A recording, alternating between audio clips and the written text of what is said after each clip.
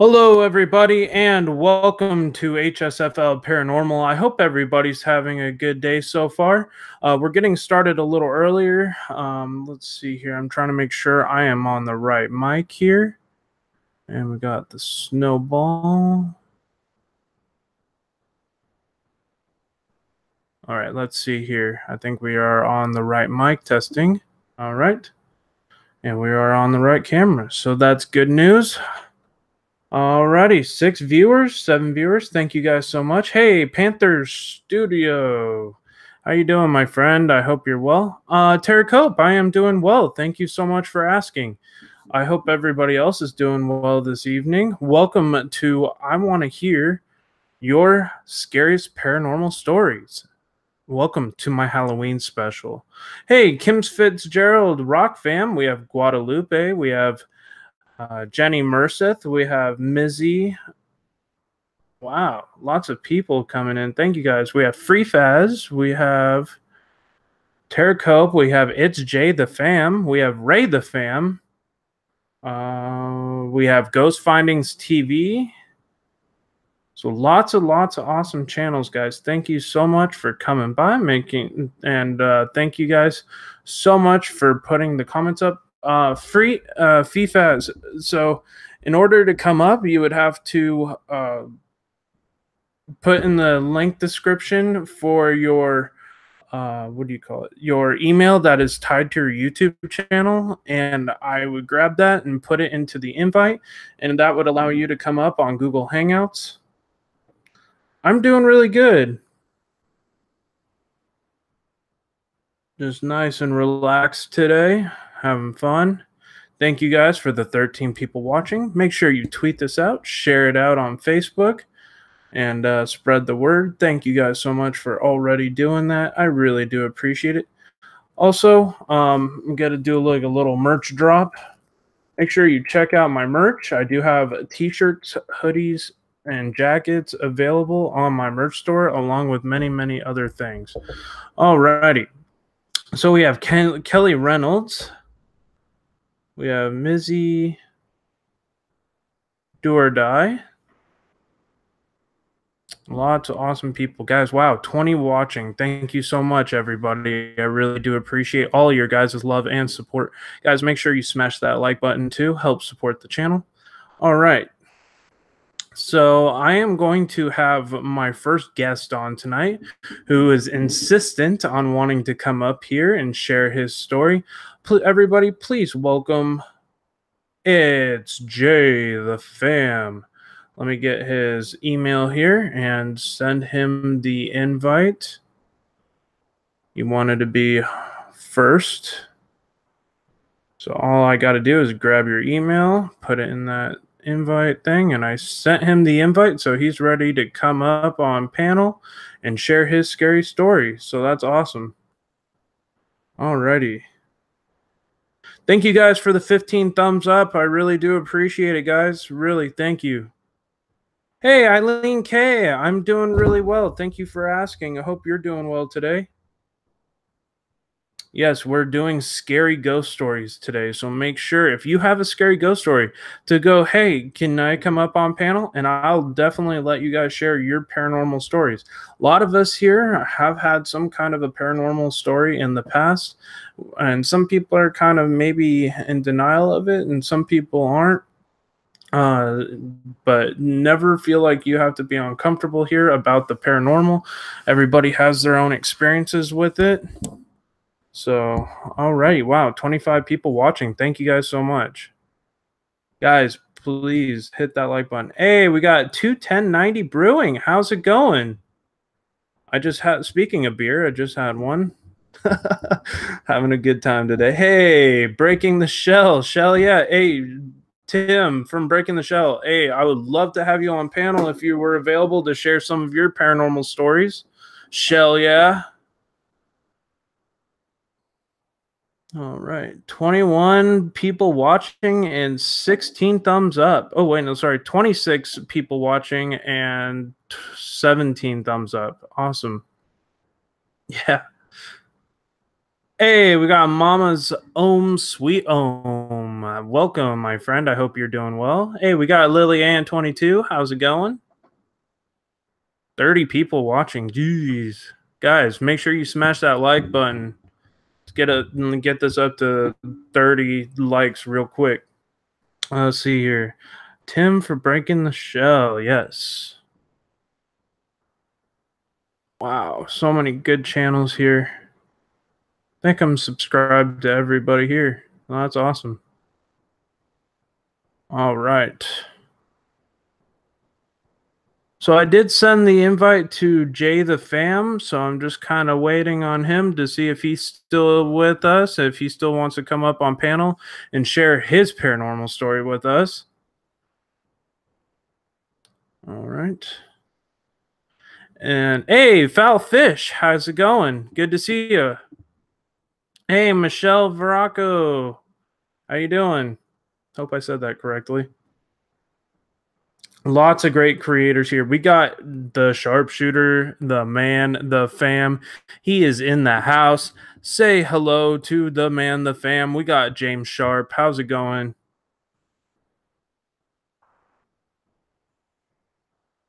You were close? Okay. Is it Verico? Or is it Verico, isn't it? Yes, guys, make sure you tweet this out and share it out on Facebook. We're going to have lots of people coming up on panel to share their paranormal stories. I don't have my YouTube face on. All right. Well, if you want to come up on panel and not show your face, you can always do that on Google Hangouts too. LOL. Hey, Raising Seven Monkskins, how you doing? Sorry, I'm trying to keep up with the chat. It's going awfully quick right now. Thank you guys so much for coming by. Really do appreciate it. We have 26 people watching and 19 thumbs up. Thank you guys so much for all of your support. Make sure you smash that like button. Help out support the channel. Still waiting on It's Jay the Fam. I'm not sure what happened. I did send him the invite on Google Hangouts. All right. Oh, sweet. Thank you so much for tweeting it out. I do appreciate it. A lot of you have heard my paranormal stories, where I've been and the travels I go on with my team, Presence of the Unknown. If you haven't checked out that channel, please make sure you go and check out that channel. Well, you can like have it where it's just your like little insignia on Google Hangouts, and you can still do like the voice, like the Hangouts with your voice instead of your photo. We got Big Iz. How you doing? So glad to see you. Welcome, my friend. So many awesome channels. Guys, if you are new to this channel, have never been on here before, and you would like to consider subscribing to my channel, that would be always helpful as well to help the community grow and help the channel grow so I can put out more content for you. All right.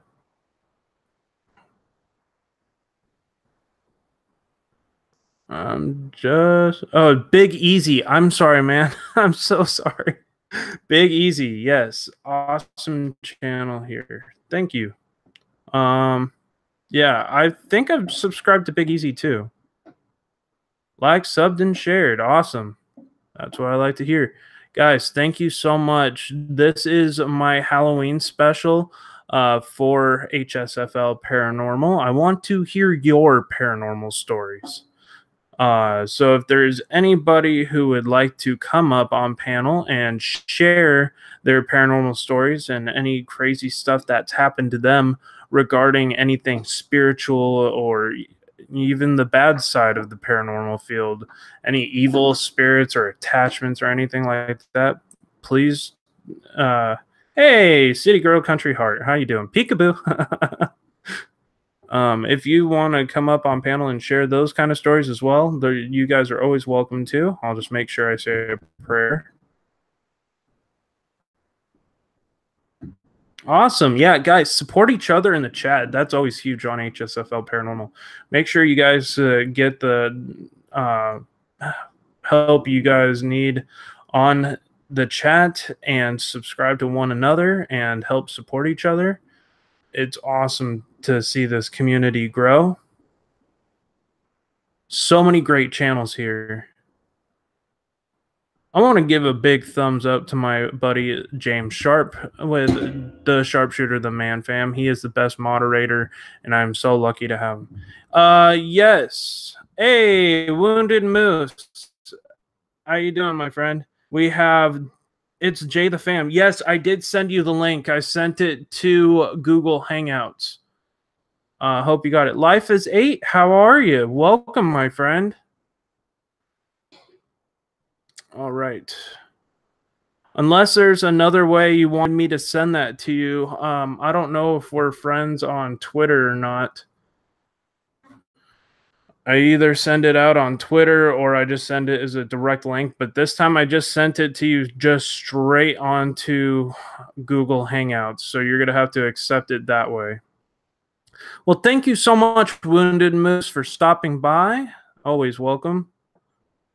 Wounded Moose has an awesome channel. He is a comedy guy. His channel's just spectacular. I love that channel so much.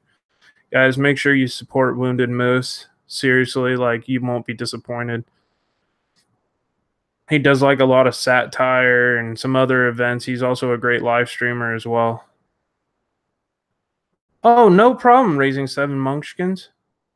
Hey, can you send the link via email? Yes, I can. Just give me 1 second, Jay. Give me 1 second, buddy.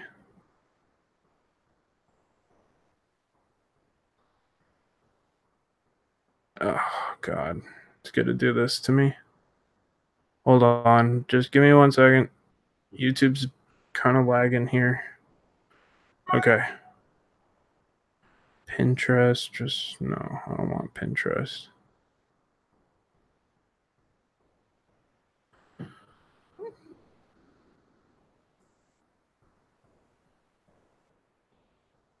Okay, hold on, Jay. Just give me 1 second. I gotta just copy the address of the thing here for you. Send it to you by email. Yes.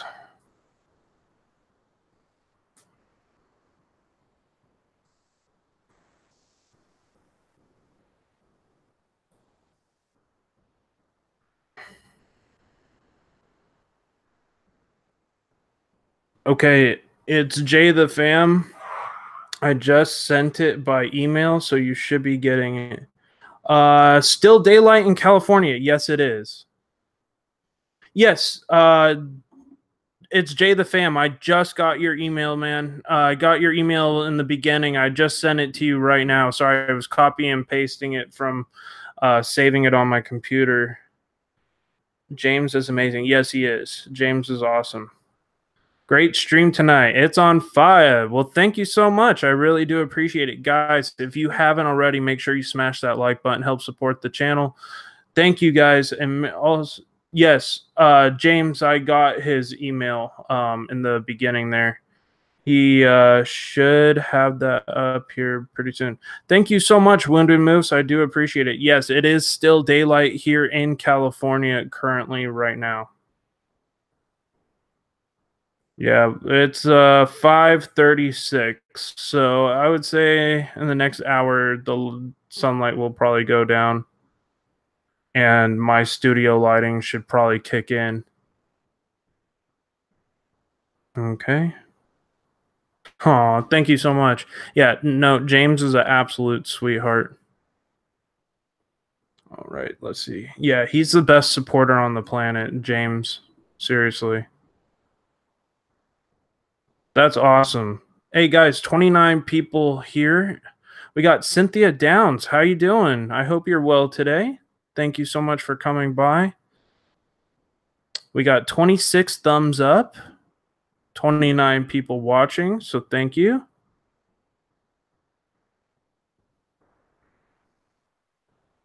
Hopefully, it's Jay the Fam, got the email I sent him. Should be expecting him momentarily. Thank you guys for the 29 people watching. That's awesome. Thank you, thank you, thank you. That's huge.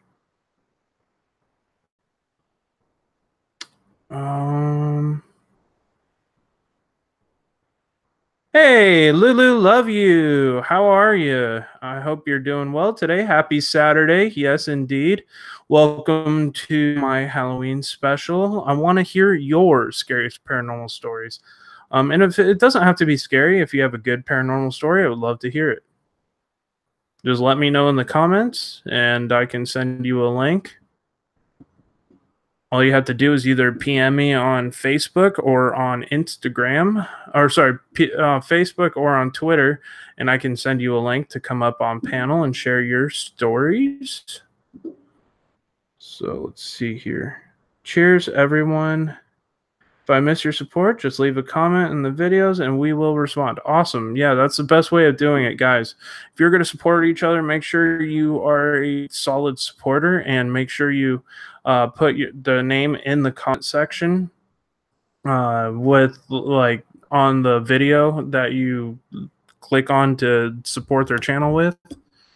That's the best way of helping channels grow. It's actually something I've gotten in the habit of trying to do constantly. So I'm still just waiting on Jay the Fam.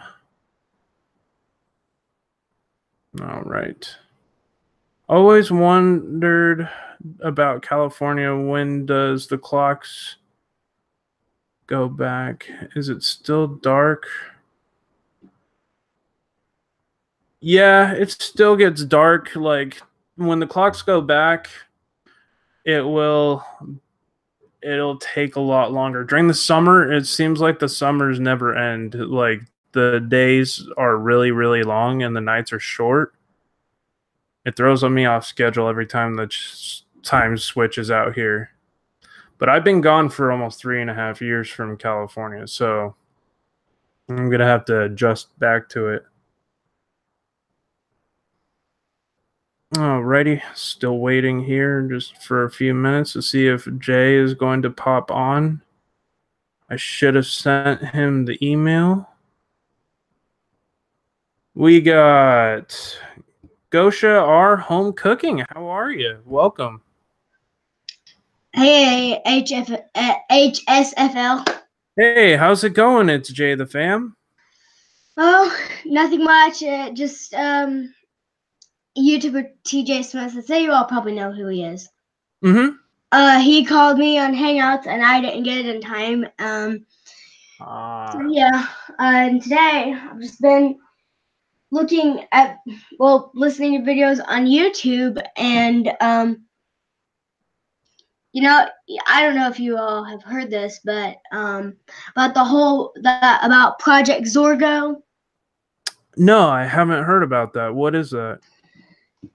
Well, I don't. I mean, honestly, I don't know if this is like some sort of hoopla of a prank, but basically they claim to be a hacker organization and they're like trying to take down YouTube and all this stuff. And I've been listening to a bunch of videos, and Jeff from the Helms Family Vlogs made one today, and then Eagle Eye, the fam, made one about Jeff's video, and then I got a comment on my video, which was actually live stream that I did, saying, one of my friends from YouTube commented saying that Jeff I guess gotten to Project Zorgo got in contact with Jeff or something like that. But I mean, and people on my YouTube channel keep saying, oh, it's fake, and I mean, I don't know what to think, honestly. And I mean, in between them saying that, I am making videos and I'm trying to get this thing stopped. I had a question from one of my fans. Eileen K asked, "How old are you, Jay?" I don't reveal my age. Oh, you don't tell people about your age? Gotcha. No. He says she just wanted to say that you speak very well and you sound really cute. But so that's crazy. So there's like a I guess it's almost like a dark web kind of hacker group called, what was it called again? Project Zorgo. Project Zorgo. Okay, I'll have If to you look into if that. you all look that up on YouTube, you will find it. Like, Oh, I'm and sure. they even have a YouTube channel, and there's been so many videos on it, and people are saying it's fake. But I mean, like earlier this week, I was listening to a video. It was just like 3 minutes. Didn't even get in really into the details. And I mean, if you guys want to see content that actually gets into it and sort of explains about it, then you should watch mine, because I mean, you shouldn't. And a YouTuber called Be Quaint and Chad Wildclay, and a YouTube channel he's formerly known as PZ1. He was the first Project Zorgo member, and they lied to him, so he left, and now his channel is called Exposing Project Zorgo. Wow. So when did this whole Project Zorgo thing start to happen? Well, I guess it must have been um earlier in August, because I didn't hear anything of it until this year. So So I what are mean, not do I you mean know? not sorry, but I mean not this year. I mean this month. But I don't know what is going on. But now not tonight, but next Saturday I will be doing a live stream of exposing Project Zorgo. Now here's how I'm going to do it. I'm going to do a live stream, and I'm going to see if they actually delete the whole YouTube website, if that will take me offline. Wow, that's crazy. So are they like tied with the dark web? They don't say anything about the dark web. I mean, I don't even know. I don't know if it's real, but I mean, All Those World TV made a video like FaceTiming them, and whenever he picked it up, whenever the game master FaceTimed him, that's the leader of it all. It actually sounded like what they sound like in their videos.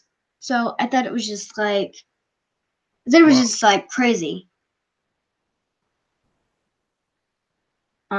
Yeah, About that. that does sound pretty crazy. That's hold on, let me follow back City Girl Country Heart and try to kill this mosquito so it doesn't bite me while I'm live streaming because I get like allergic to the mosquitoes. Mm-hmm. Anyway, um did Lou Rock just join? Hey Lou Rock, how you doing?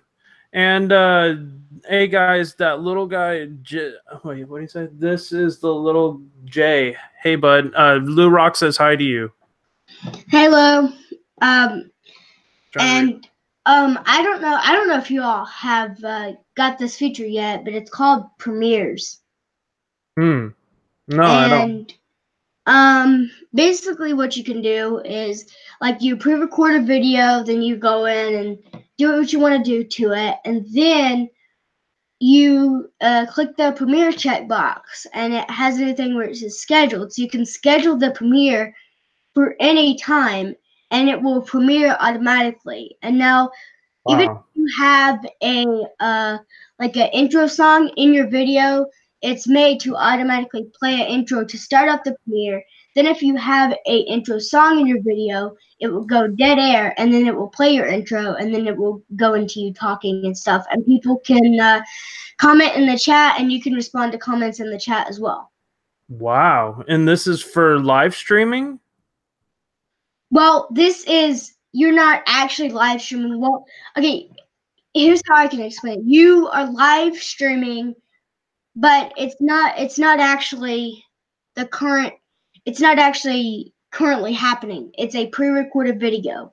Oh, gotcha. That is so cool. So it kind of takes some of the editing work out of it and makes it a little bit easier.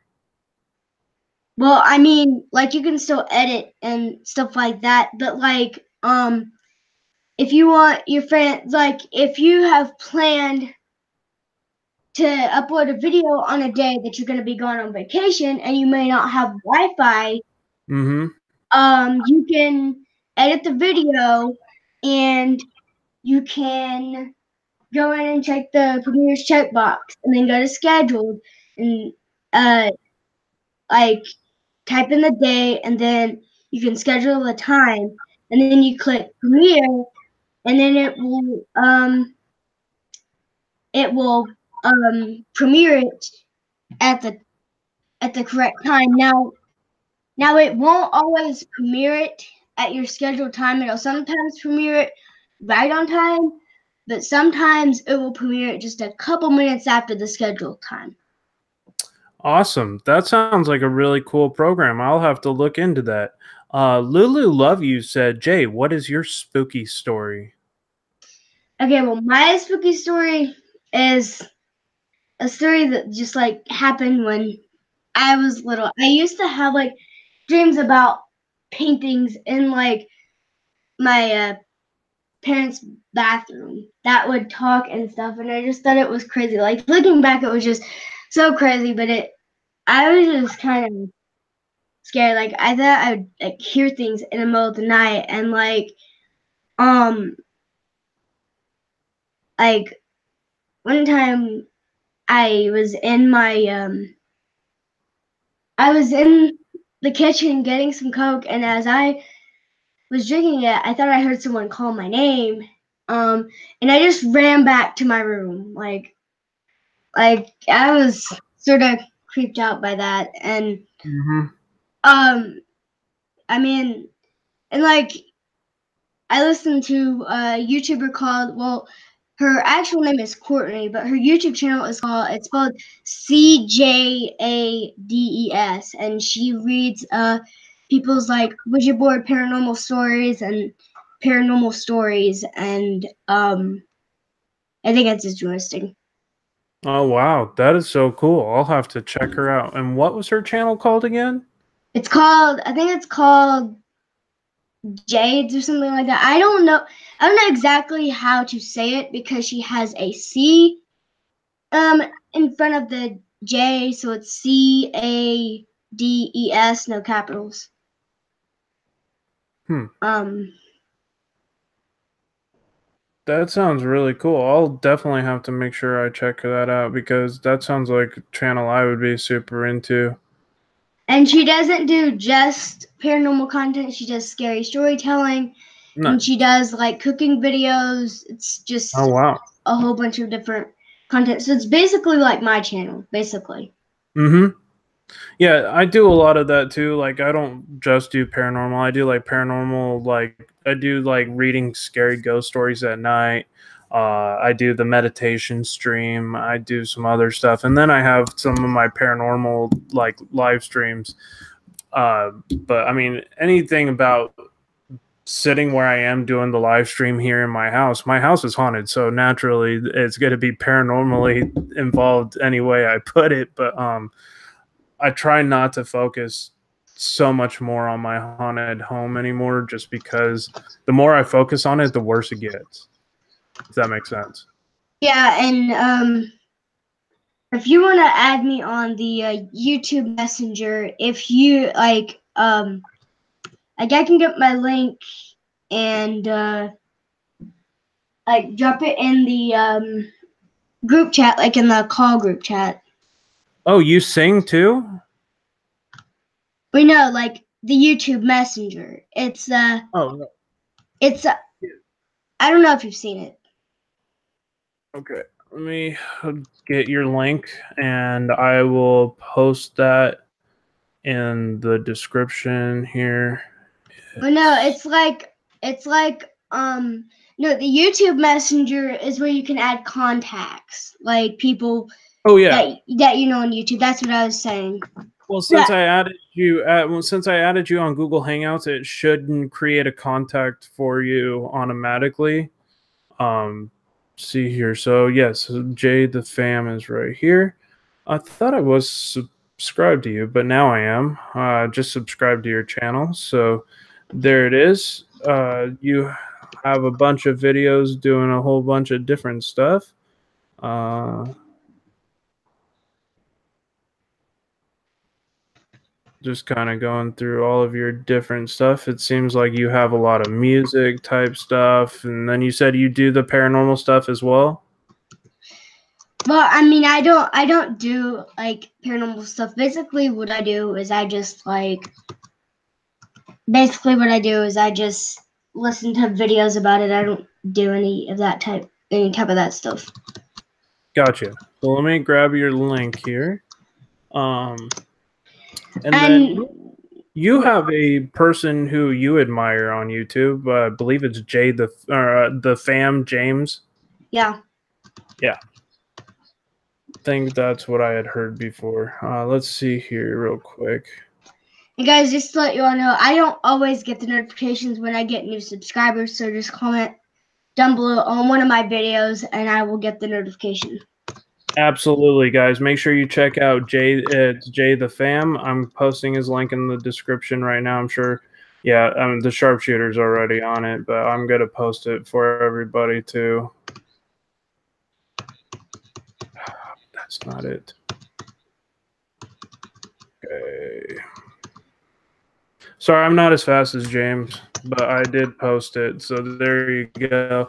That's Jay the Fam. That's his YouTube channel right there. Make sure you hit his link and please comment on one of his videos. He is a awesome YouTuber. That is a really cool story there. So was that the creepiest thing that happened to you, like paranormal wise, Jay? Well, I mean, I don't know if it was honestly paranormal. I mean, it could have just been my imagination. I mean, because sometimes I hear things that are not actually there. Mm-hmm. Oh yeah, And no, I've been in there. I've been there before. Sometimes it's hard to decipher what it is. yeah, and I don't have Twitter. I mean, I did, but I just decided to quit using it. And I did have Facebook, but it's in the process of deleting. But I do have Instagram, and I do post on there. And I was using this app. I don't exactly know how to say the name, but anyways, it would let me post longer videos on my Instagram page. And then there's this app called IGTV, which is where you can post longer videos as well. Okay. Let's see. I'm trying to find you on Instagram real quick. What's your Instagram name under? Well, Oh, I got you. Never mind. I think I'm already following you. Yes. I'll private message you and just say, hey, so you have my information as well. There you go. I have followed you on Instagram. yep. Hey Bambi, how you doing? Good to see you, Bambi. Shift the fam. Hi, Shiflay the fam. I hope I said that correctly. I'm sorry, I butcher it. I butcher some people's usernames all the time. Long Island serial killer. Hello, Nightbot. I have Nightbot too, and I don't even know how to program the commands yet. But it's just so funny. Today, I've just been dealing with a lot of trolls in my streams. But today, someone was trying to pretend to be a character, be the main character from Baldi's Basics, that video game, which he was actually. Which I already knew who he was because I could tell that he was trying to change his voice in one of his videos. And Nightbot came in and Nightbot was like, at Baldi's Basics dash greater, I could do this all day. Stop spamming caps. I'm just gonna let everybody know Nightbot is not a real person. Nightbot is a automated moderator that you can add to your channel to help you post your links, and you kind of have to pre-program them. Hey, Mr. and Mrs. Sorry, Mrs. and Mr. Death Soul Paranormal. How's it going? Is this the same people as Mr. and Mrs. Death Reapers Paranormal?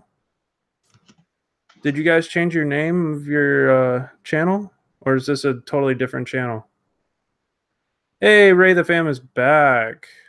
I mean, I still like to say Nightbot. I still like to say Hey Nightbot, even though it's just the automated person. It's funny. It's funny to mess with Nightbot, for sure. Yeah, like I was telling my subscribers in one of my videos. I said, you know what Nightbot hates really bad, you guys, when you spam caps. And then last night I was telling people I was on a call with, trying to get my stream started because my computer was acting up. I said, just go in there and spam caps. Like, I'll unmod you, and then just go in there and spam caps. Yeah, exactly. And then he will like time you out, and he can get incredibly Ryan. Oh, okay. So Mr. and Mrs. Death Soul Paranormal is Ryan and Spring from Mr. and Mrs. Death Reaper Paranormal. They just changed the name of their channel. Cool. We got, yes, make sure to leave a thumbs up, guys. Smash that like button, help support the channel. Please go over and comment and smash the like button on James's channel as well. And I really just wanted to go ahead and say thank you so much. Jay, yes, Jay, it's Jay the Fam. Please go to his channel. Make sure you smash his like button too on one of his videos and comment below. He is a awesome YouTuber. Please go check out his channel. Yeah, and Lou-Love You says that if the mic works, that is it he or she? Lulu Love You is a girl. Okay. Well, she says that if her mic works, she'll come up on the panel because she would love to share a story. Oh yes, I did see that earlier. If I could get my mic up, I would love to share something. Absolutely, Lulu. Do you have me on what do you call it? Jesus, Twitter. You can private message me on Twitter or on Facebook, and give me your information, and I'll send you the link over Twitter, and then I'll have you up here. Jay, thank you so much, my friend, for coming up and sharing your scary story. I really do appreciate it, my friend. If you have another story that you might have forgot and you want to come up later, that's always cool too. I hope you have a great time, man, and I want to try to get some other people here on panels. So once again, thank you so much. All right, everybody. That was, let's see here. Jay, are you still there? Oh. Yeah, I'm still here. Okay. Let's see here. Let's send that over to Mama's Sweet Om. Just give me 1 second, Mama. Let me get that over.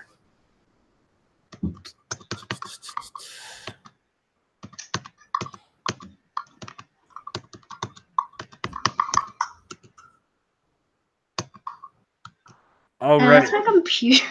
Mama's Sweet Om, I just sent you the message on Twitter, so you should have that in the link. All right. I need to clear out some of these emails. This is ridiculous. Okay. How do we share? I have never done anything like this before. POS computer we have. Can we DM you it on Twitter? I sent you the link on Twitter. All you have to do is go on there, and then it'll switch you over to Google Hangouts. And if you have that available, it should have automatically created a Google Hangout for you since you have a YouTube channel. So you should be able to do that and just do the voice call. All right. Thanks for the information. Lulu, love you. Okay, yeah, Lulu, just send me the private message on Twitter, and I will send you the link after I finish with City Girl Country Heart. Or no, sorry. Yeah, City Girl Country Heart.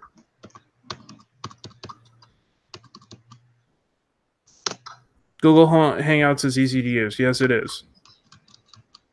Yep, it is. Alrighty, here. Did you have any other cool stories to share with us, Jay? No, that's pretty much it. Gotcha. Probably here in a bit. Probably gonna go film a video. Oh, cool. Yeah, I'm gonna have to check out that like hacker organization and look into it because that sounds really interesting. Yeah, and that video is actually going to be about that, and I'll be actually premiering it. Oh wow, that's awesome. Jenny Merseth, yes, okay. Also, James the Fam is such an amazing person. He is such an inspiration to me. It's a dream for us to do a ghost hunt together. Who falls more? Okay, so Mama's Om Sweet Om wanted to tell you that she is legally blind as well.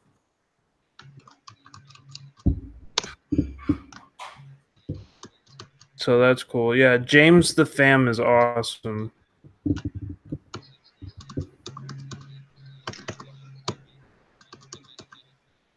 How you can follow? Okay. Hey, Patty Welcher, how you doing? Okay, you got the link. All you need to do is click the link and join the Hangout, if that makes sense. You should be able to just join the Hangout. But you have to agree to the you have to agree to everything first. All you have to do is You just have to hit click that the little link. checkbox. Yeah, it's a checkbox, and then you click OK, and then you don't click the joining, but there'll be a join. I go say join as, and then it'll have your email, and click that, and then you'll join. Right, yeah. Guys, please just make sure you smash that like button for James here and Jay. for the HS or Jay. Sorry, I get you so mixed up with you and James. Hey, is this City Girl Country Heart? Yep. Hey, welcome to the channel. How you doing today? Good. I'm gonna mute the channel itself. That's why I don't get the echo. Gotcha. Yeah, kind of messes me up. But thank you for having me on, and thank you for doing this live stream. I like doing these. One of the things I had growing up is I've always had the feeling that I get spirits coming around, and with all that,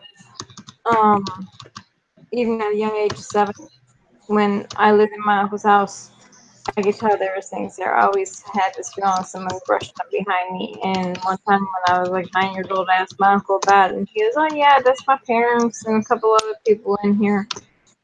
And come to find out, there's like 7 to 10 different spirits in the house. And between that and because my bedroom was up on 3rd floor, which was the attic, it got converted into 2 bedrooms for me and my brother. I would wake up and I'd feel someone sitting on my bed. And when I was 14, I woke up and my great grandmother was in a rocking chair that my uncle had kept of hers, and it happened to be in my room, and it was rocking back and forth. And I pulled the covers up over my head and peeked around, and she just sat there looking at me, and then all of a sudden disappeared. Wow. Yeah. Looks like we got Joe from Presence of the Unknown. He is the main guy of our paranormal team here in California. Guys, please welcome Presence of the Unknown to the channel. I'd like to try to get him on here if he has availability this evening to talk about some of our trips and where we're going here pretty soon here. So eventually I'd like to see if I could get Joe on here. So this was your parents' house, you said?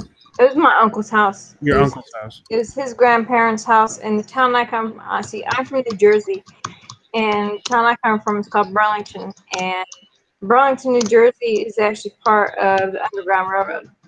And there are tunnels that go under the city that, to this day, there's still skeletons in there, but they're closed off because they would go from different parts of the city over to the Delaware River, where slaves would go and go to freedom. And President Washington and President Grant both had houses in Burlington. And there's a lot of spooky stuff that goes on in that town. And growing up there, I actually loved it. When I got together with my husband almost 20 years ago, Wow. he was telling me about different things he had going on. And the house he lived in was like 200 years old. All the houses that were in that section of my street were close to 200 plus years old. And not long after moving in with him, I started noticing different things happening. And I asked him if he ever noticed stuff like that. He goes, no. And he wouldn't tell me about it. But yeah, he did. He was seeing things and he was sensing things. And I've always been able to tell when something's around me. And even if I didn't see it. And years later, I ended up actually moving in back into my uncle's house, which was went over to my dad after my uncle passed away. And not long after my dad passed away, I was at work and my husband called me and he goes, where did you put the cutting board? And I told him, because where I had it in our kitchen, I had a small 5 cubic foot freezer, a little table between it and the microwave stand. And the table, where the table was, I wedged the cutting board into it. And he goes, was it able to fall? And I was like, no, you couldn't move. You had to actually pull tight hard on it to move it. And he goes, because it just went across the kitchen. I was like, really? And he goes, yeah. And right before that, I was seeing spirits of my grandfather following my dad around the house, and my husband's seen it too. And after the incident with the cutting board, we were sitting there on a computer watching YouTube, and our TV started turning on and off, and our fan was turning on and off. And the crazy thing is, where the TV was in the dining room, yeah, the TV was plugged in, but the remote was nowhere near it. It was in the kitchen with no batteries in it. Wow. And it's the craziest things. And I've had some really weird things happening in the last few years. Before we moved down here, we were dealing with having to move and all. And right after my dad passed away, I was really upset and not able to really deal with it at the time. And I had gone in the back room because I was doing laundry, and I stopped as I turned the corner, and my mom was right there. And then all of a sudden she was gone. And it's just crazy because you don't know that, you don't expect to see that stuff. You really don't. Yeah, you don't.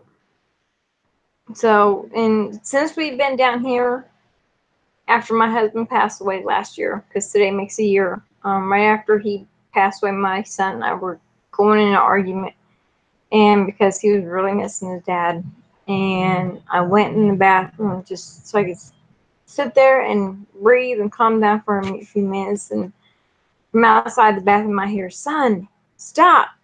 And real quick, opened the bathroom door, and I was like, what the heck? And I opened the back door, no one was there. Went to the front, walked around the house, no one was there. And the thing is, it sounded just like my husband. Wow. And that was the craziest thing that ever happened to me. The craziest thing that ever happened to him was one time he was in a shower, and he kept getting this feeling that, and getting the word death in his head. And he asked who, and the said father, and the only thing he could think was his father, because his dad had some heart issues. And thank you, sharpshooter. He come downstairs and called his brother and was telling him, and he's like, no, Dad's fine, he just had his heart checked, everything's going good. 3 weeks later, he was in the hospital in a coma. He had a heart attack in the shower, and he was on ventilator and everything else, and I think he lasted 4 days in the hospital and passed away. It was crazy. Oh my gosh, wow. I couldn't imagine going through that situation. That must have been so hard. It is. It has been. I've been dealing with it this last year, and one of the things, like with my channel, I initially started it to show the difference between from living up in New Jersey to living in South Carolina, because down here you don't have normal dirt. You either have clay, Yep. rocks, or granite. And when Yes. clay dries, it's not clay, it's cement. Mm-hmm. In a cement yard. You really have to mix stuff up. And I learned that the hard way this past summer because in January my kids and I moved over to this house. And I really wanted to do YouTube. I've wanted to do it for years, so that's my chance. I was able to start, and it took me, and I'm going on Cab 7 Inspirational Life Stream to get the nerve to actually do videos. And I started doing them, but with my channel, and I started doing videos, but one of the things I'm going to start changing up is because I have epilepsy, and next month is epilepsy awareness month. I'm going to start sharing videos about that, and I've started a blog. And one of the biggest things I'm really passionate about is I started doing last year. I started making blankets for people going through cancer treatment, and I'm doing that again. I'm going to start sharing that on videos and talking about my epilepsy and talking about what I've gone through, what my family and I have gone through with being a bystander to cancer. I mean, there's a lot of things people don't talk about when it comes to cancer and these other problems. They shut up. Really, it's like I don't want to talk about it. I don't want to deal with it. I'm not like that. Right. For me to heal, I like talking about all the things I've gone through, and that's the only thing that's really helped me this last year. And I want to do that on my channel, because if I can help one person to understand little things that might happen with someone that they love or someone they know that's going through cancer, then that makes everything better for me. Right. But for me, it's like a lot of I follow all kinds of different channels here on YouTube. I've anywhere from doing crafts like crocheting, making candles, making soap, to Wow. paranormal channels like you, to gaming channels that Yep. I mean, I there subscribe to a wide variety of has been different a wide variety. I mean, all kinds of different musics, and a lot of channels like Green Bay Wacky and Cap 7 has gotten me through a lot of hard things. nights where I'm up all night and I can't sleep. So I go and I chat with them all night. Yes. Absolutely. But Yeah, no, I've done the same thing as you. I haven't had the same experience with losing somebody like that and going through that kind of situation, but I've been struggling, I guess, with my a different kind of situation that's still pretty hard. I've been going through a divorce with my spouse, and like I've spent nights also crying to Gap 7 and Green Bay and hanging on their prayer stream for like dear life. for Last some for some people, going through a divorce is like losing someone. It Oh yeah, really is. It's really hard because, especially if there's kids involved, that makes it even harder. yeah, and that's the struggle that I've been dealing with is having not able to have my kids with me. I think that's been the hardest part. Um, not being able to see them much. And one bit of advice I can tell you, coming from my parents split up when I was 4 years old. My dad was in the Air Force. We were living down in Panama, and I can tell you one thing: try to be as active as you can with them, Yeah. because, and let them know it's not their fault, Oh yeah. because they will hold that in their hearts forever that they did something wrong. Right. And Oh yeah. No, absolutely. my parents, yes, they got a divorce. They loved each other more and were happier as friends than husband and wife, honestly, because I can remember as far back as 3 years old, my parents arguing all the time. Hmm. And the hardest thing for me was when they split up. I couldn't accept it till I was 13. And my mom, the day my mom and dad got divorced, half hour later, she was married to my stepdad Wow. because they had been apart for so long. And but I really didn't accept it till I was 13.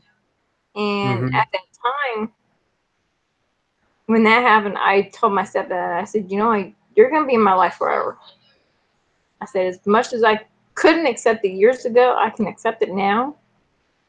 And that made the bond between me and my stepdad, me and my mom, a whole lot better. Because being in that situation, because I went from just me, my brother, my mom and dad, to my parents split up. And then when my mom and stepdad got married, there's 5 of us. So I'm part of yours, mine, and ours family, which I like it actually. But yeah, make sure those kids know that no matter what, you're always there. Eileen K I mean, everybody in the chat's been saying my condolences, sending prayers your way.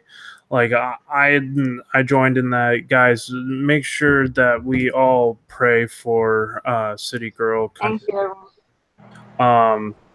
Eileen K said, "City Girl, Country Heart. Please accept my condolences. If you ever need to talk, I am here. I am serious. Message me on Facebook." That was from Eileen K. Okay. I will. I mean, I'm trying to keep in because I'm watching you through Hangouts, so I'm trying to keep up with the chat on my phone. Yeah, that's what I'm trying to do. I'm trying to like multitask in between Facebook, Twitter, and the YouTube chat. I'm working on it. Okay. We're having some issue with Google Hangouts. I'm still here though. Wonky lately between YouTube and Facebook and Hangouts. It's been going wonky lately. Yeah.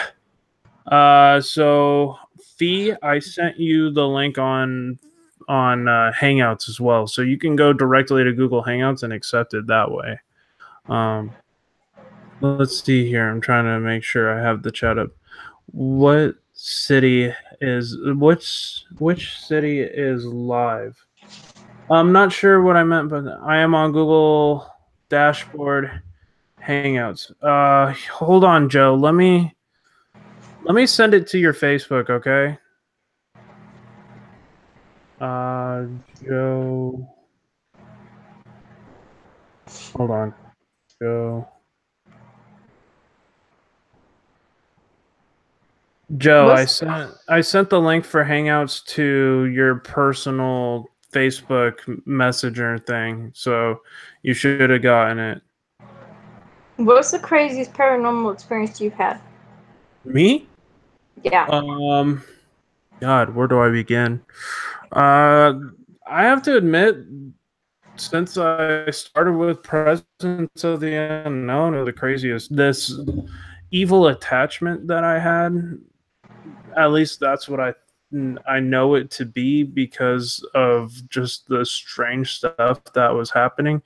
I was getting attacked spiritually, waking up with scratches on my face, my chest, my wrists, and my hand was bleeding, and it felt like it was burning. And then after I had the house cleansed, it all disappeared. So I had brought in something negative back from one of my paranormal trips. Yeah, I love watching. I can watch paranormal and follow paranormal all day and night. It's like one of the shows that on Travel Channel on Facebook. The show used to be called Ghost Asylum, and it was Haunted Towns. And now they're doing Haunted Live every Friday night. Oh my God, some of the craziest things I've seen on that. Yeah, there's some crazy stuff that happens on those shows. Some of it, in my knowledge, has some level of it being kind of made up, it seems, almost. But I'm not 100%. I mean, there's some real stuff that goes on in those shows, but some of it, I feel like sometimes it could be a little stretched, if that makes sense. Yeah. Yeah.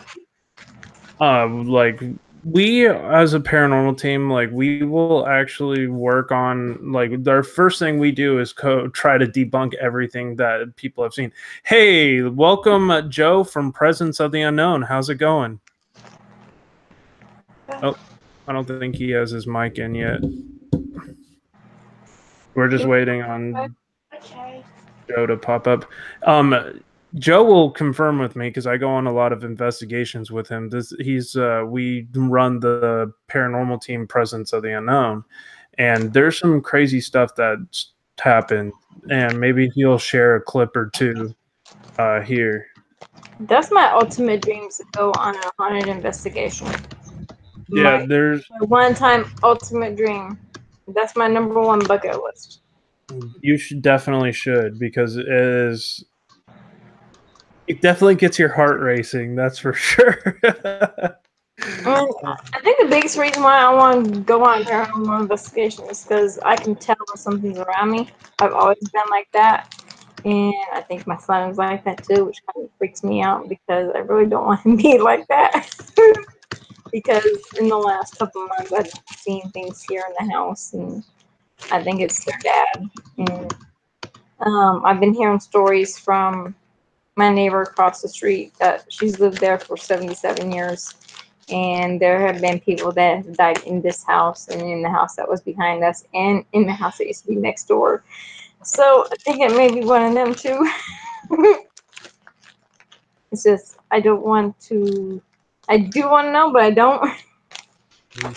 Okay, so Joe might be having some issues getting on to Hangouts. Hey, Joe, how's it going?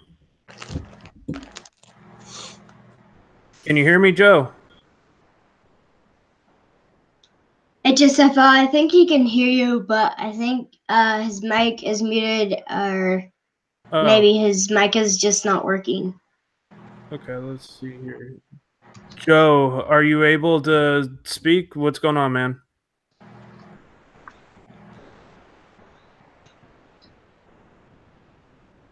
There's no sound. I think it's your mic. It's hooked up. Yeah, oh, there you go. There's no sound. Okay, there you go. Can you hear me? It's hooked up. Yep, can hear you. There's no sound. So everybody, this is Joe from Presence of the Unknown. We've done a lot of investigations together. We've done the San Miguel mission. We've done the Ally Cemetery and Schoolhouse. A lot of investigations together. You might have to mute the YouTube in the background. I did. Okay, then. Okay, I think that's better. Better. So, did you? What else have you experienced, City Girl? Oh, I mean, waking up in the middle of the night, and having someone standing next to me. That was a couple weeks ago. Any other stuff? Not much. Wow, I mean, the waking up with somebody standing next to you, I mean, that's pretty scary for anybody in a paranormal. Kids about that one because I did not want them to know, and that was just like 4 days ago that it happened in here. Jeez. Yeah, it was like 4 o'clock in the morning, and it was one of the nights I actually got some sleep, and I woke up, and there was a lady standing next to me. Have you noticed your house being haunted before? No. No? And I've only recently started sensing things and seeing a shadow go across the room, or in my son's room go from one side room to the other, and my son has started seeing things like that too. So I don't want to tell them because I don't want them to freak out. For sure. Wow, that's incredible. Yeah, that's the last thing I need. Yeah, I mean, I've woke up like that before, with like the face staring at me, and let's just say it wasn't a good situation. I've woke up like screaming to get something off of me in the middle of the night. Like I've had some moments like where I've been legitly terrified of stuff that I think that I had brought home on an investigation. because I guess I was prepared. So Joe, I want to hear that. Why don't you go ahead and tell that story about that house you grew up in? That place is pretty messed up. Yeah, it's a family house. When I first moved to California, my uncle Joe, which he comes from an Italian family back east, Boston, and he moved us out here when I was 12 years old to California, and I lived in Simi Valley. Went to school there, graduated there. It happened when I was, let's see, 13, 12, I think 13 or 12 or 13. My uncle had problems breathing. I could hear him in the next room. He was like in the next room from me. My parents' room was across from me. It was a 4-bedroom house, and I heard a bunch of noises. Like it sounded like somebody gasping for air. And I went and opened the door, and I couldn't believe what I saw. I kind of freaked out. The bed was off the ground by an inch, and his covers flew off, and it looked like he was being choked in his sleep. So I panicked and slammed the door. Yeah. I ran out, and then my mom and my stepdad went in there, and he pounded the door down, and he ended up being taken off in the ambulance. Oh, man. He had handprints on his throat. Jeez. Yeah. And to top it all off, the house itself had a history we didn't know about. My uncle didn't know about it until after the fact, after he bought it. Somebody hung themselves in the garage, and you can see the rope marks around the cross members on the rafters in the garage. And there's rope marks in there, and the friends across the street were always talking about it, and I'm like, you guys are full of shit. And then Effie, my friend's mom, because they were brothers I grew up with, Yoko, the mother would not come in the house. My mom always asked her, hey, why don't you come in and have a cup of coffee with me? And she refused to come in the house. Wow. So we finally asked her, confronted her, what really happened, and we found out that somebody committed suicide. And it was, this happened like years and years and years ago. But he basically committed suicide in a garage, and then my uncle found out afterwards, and he was kind of pissed off. And he just basically sold the house. And then after that, he died. Oh, I bet I would have sold the house too. That place was really and sometimes I hear things. I used to hear things when I was a kid, and like knocks and windows being opened and shutting. I've had an experience myself in my room where it kind of changed my life a little bit, because I was into some bad shit back then, hanging out with the wrong people, wrong crowd, and something woke me up and said no more of that, and I kind of changed my whole life around completely ever since. So the house had there was something that was ugly in there, something dark, demented. It was horrible. wow. So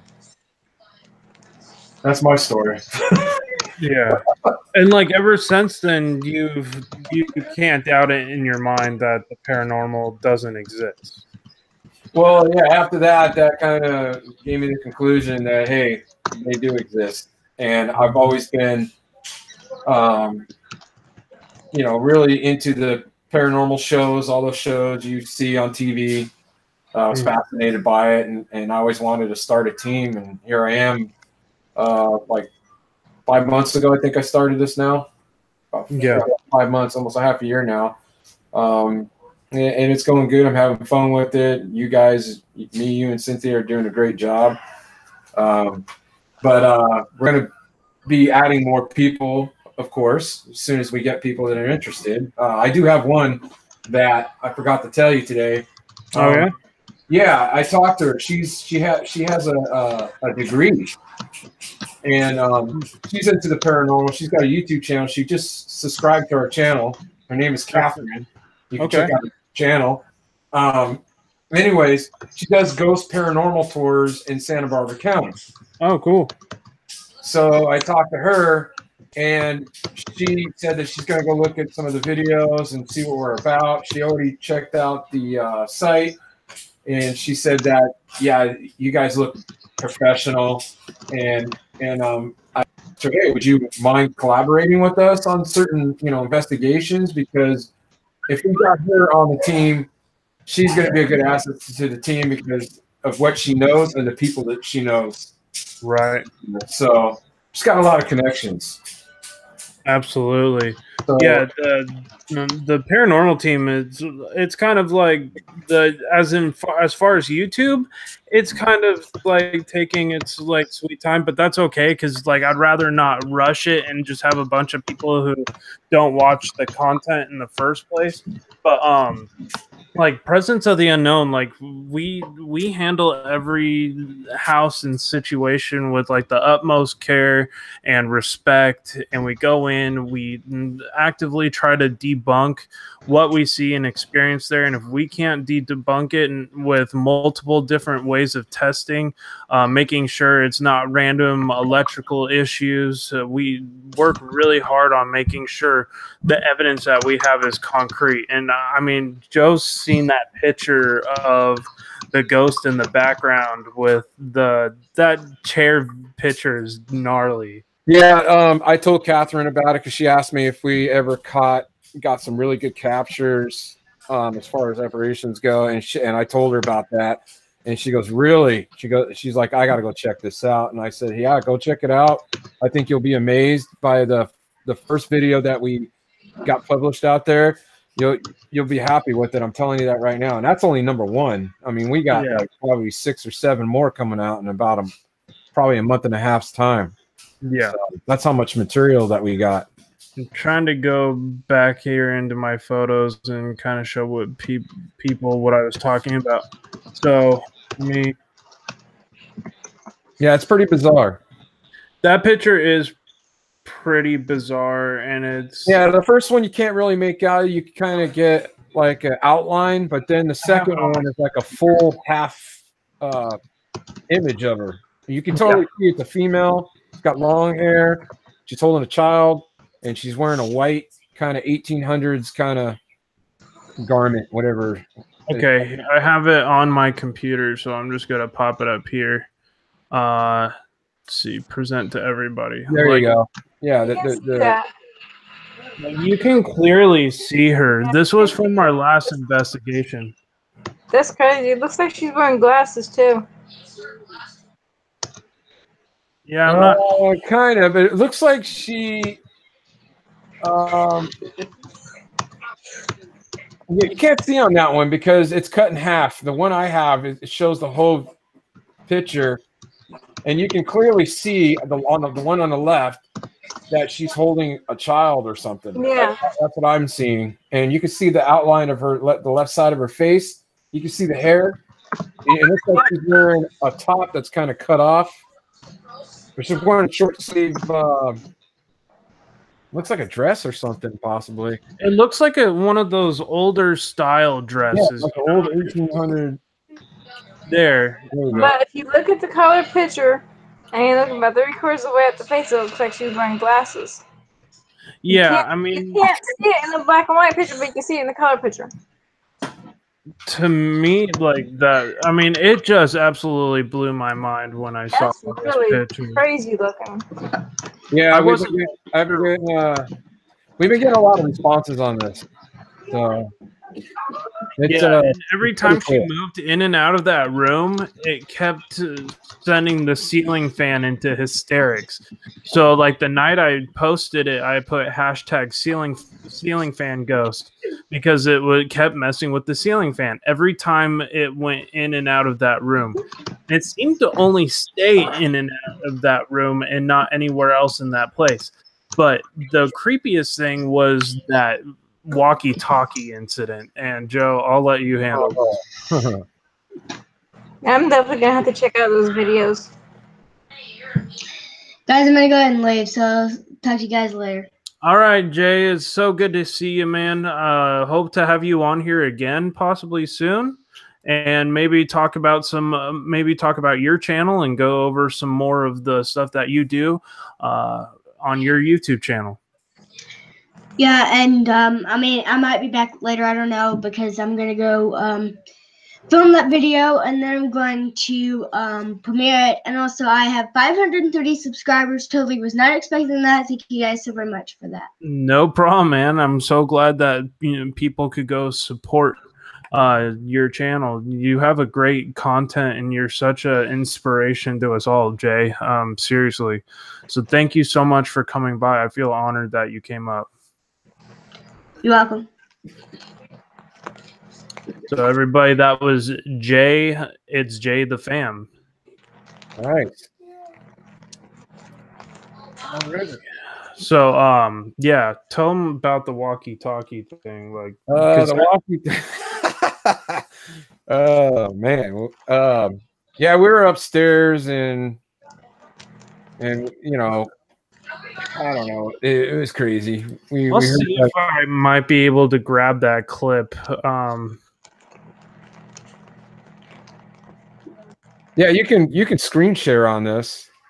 Yeah, I'll just probably screen share it on. But it might lag you out a little bit though. It might. Yeah. But you'll be able to get some of the audio. It's like a 30-second clip. I think I have it timestamped right here. I need to probably put the timestamp in the comment for the voice. Yeah, they'll let everybody know. Also, there's don't forget about our merch that we have. Yeah, guys, we just designed the merch. I spent a lot of time redoing the logo for presents. Did a lot of hard work trying to freehand that ghost and get it to fit correctly. Yeah, and Doug was nice enough to let us take a. That was taken at this haunted house thing, his event that he has every year. Which, by the way, I'm going to be doing a Halloween special from Presence of the Unknown, showing last night's activities that Cynthia and I did last night with Wyatt, her son.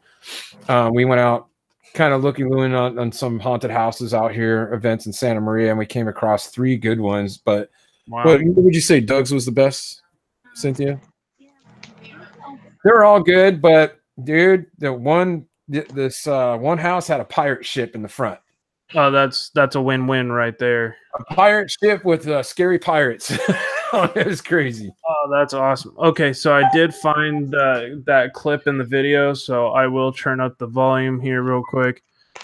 So basically, what's happening here, Joe? We're on the 2nd floor. We're aiming towards the room on the far right, that hallway, because there's 2 bedrooms to the left and 2 bedrooms to the right. And we were heading towards the bedroom on the top right with the doll, the little doll sitting laying on the bed, which actually creeped me out. Yes. All 3 of those dolls did. But anyways, that's when we got this growl. Well, first of all, there was something trying to communicate through the walkies, because and that's why you keep hearing that beeping sound. Yeah, like, and it got louder as we got closer to that one room. And louder. Yeah. See, you guys watch this real quick. This is where like it gets weird. I ran out of that room so quick, dude. I was like, watch John run away. Yeah.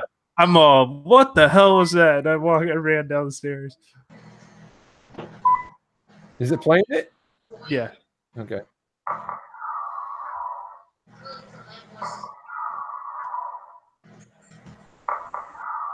So we had but yeah, like I forgot what the question I had asked right before it said no. I said, Cynthia, is this you? And it said no, like that. Dude, I was out of there so fast because that could not have been made up. Like, that wasn't Cynthia. That wasn't you. You were standing right next to me. Something was taking over that walkie-talkie.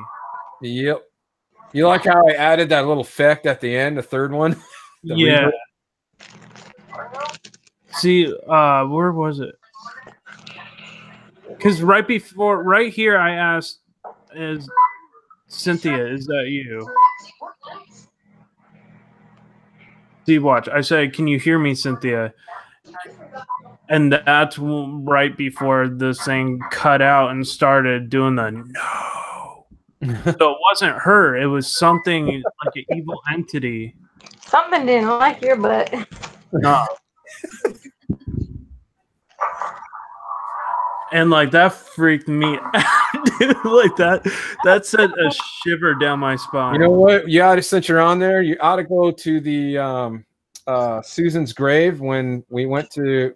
No, you weren't with us that night, but that still trips me out really bad. I don't understand.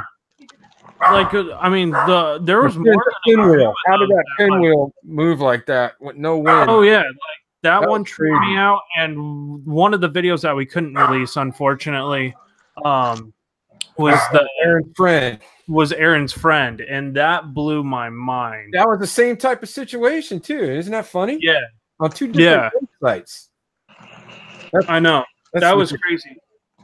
We, for anonymity reasons, we could not release that video because it was too close to somebody's kid that had passed away years prior, and we didn't want to have any of that video affect to them emotionally. Out of respect, we decided not to release that video. But yeah, we had like, what was it that was moving? Oh, the plastic flowers.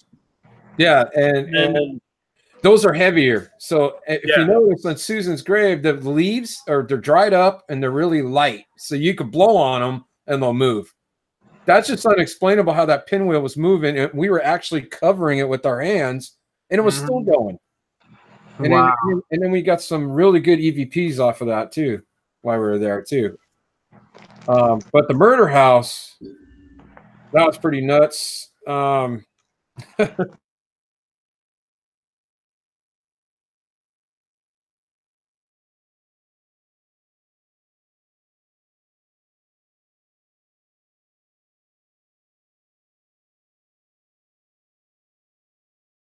The most intense investigation we've had, I think, hands down. I have to admit that one was intense.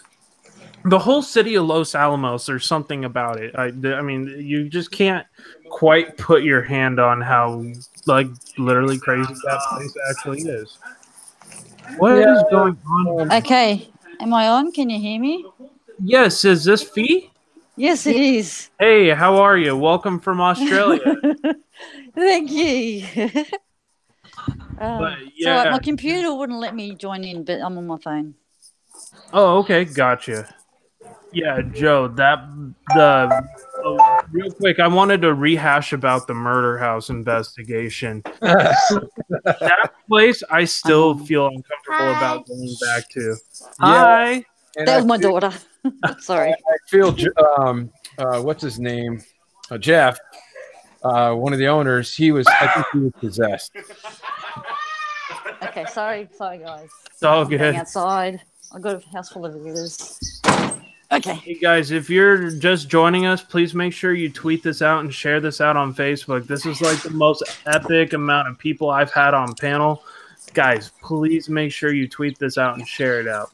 And if you want to come up on panel and share your paranormal stories, guys, please send me a PM on either Facebook or on Twitter, and I will make sure I get you.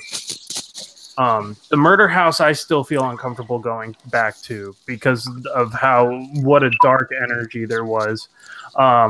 Give us that story what they found in the basement for those people who are not. There was a dead body underneath the house, actually right where we were at, the basement, that crawl space, that creeped me out.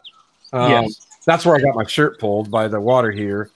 And that's where something grabbed me by the top of my ear, and you got scratched where in the house? That was right in the hallway. Hallway, right? Okay. That was near the room with no windows, no nothing. Yes. We called the padded room. Yeah, the padded room. And the brother said that the entity was at the doorway of the basement looking at me. Oh, one of our followers that was on the live, Roberta. Roberta said he was actually there. Hold on. Sorry about that. That was very loud. Okay. I do apologize. But Roberta didn't say that there was a evil entity in that house. Yeah. Yeah, that's what he Cynthia just was told me. looking at me from that entryway. Yeah. He's the one scratching me. Yeah. And that was that thing that was telling us his name was Carlos in that house. And he was saying he was a little child, which I was like, no. That is not a little I know child. for a fact 3 people got murdered there. I think one of them was a father and son or something like that. And then the guy underneath the house got poisoned. And then there was human trafficking going on. That's why there were so many locks on that one door that Aaron found. You look behind the door, and there were 6 locks on that door. That's crazy. That house was beyond messed up. Like, You think? there was a lot of evil in that house. Yeah, and they My, want us to go back.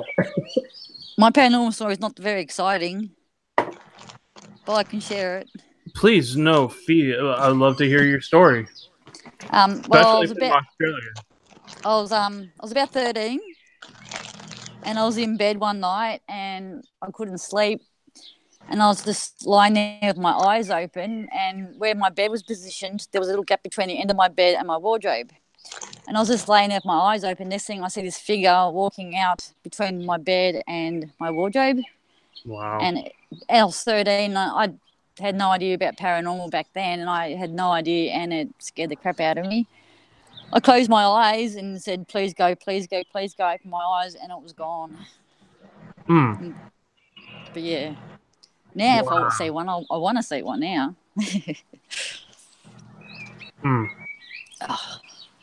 Hold on just a second here. You might want to grab that clip, John, about the fireplace. How Aaron found that. Oh yeah, I'll find that in a second. I'm trying to find the basement real quick. I kind of want to hear more about the story, Fee. Where in Australia are you located near? Like what major city? Melbourne, but I'm about 2 hours away from Melbourne. Oh, okay. Gotcha. So I'm assuming it's a small town? Yeah, small town city. Yeah.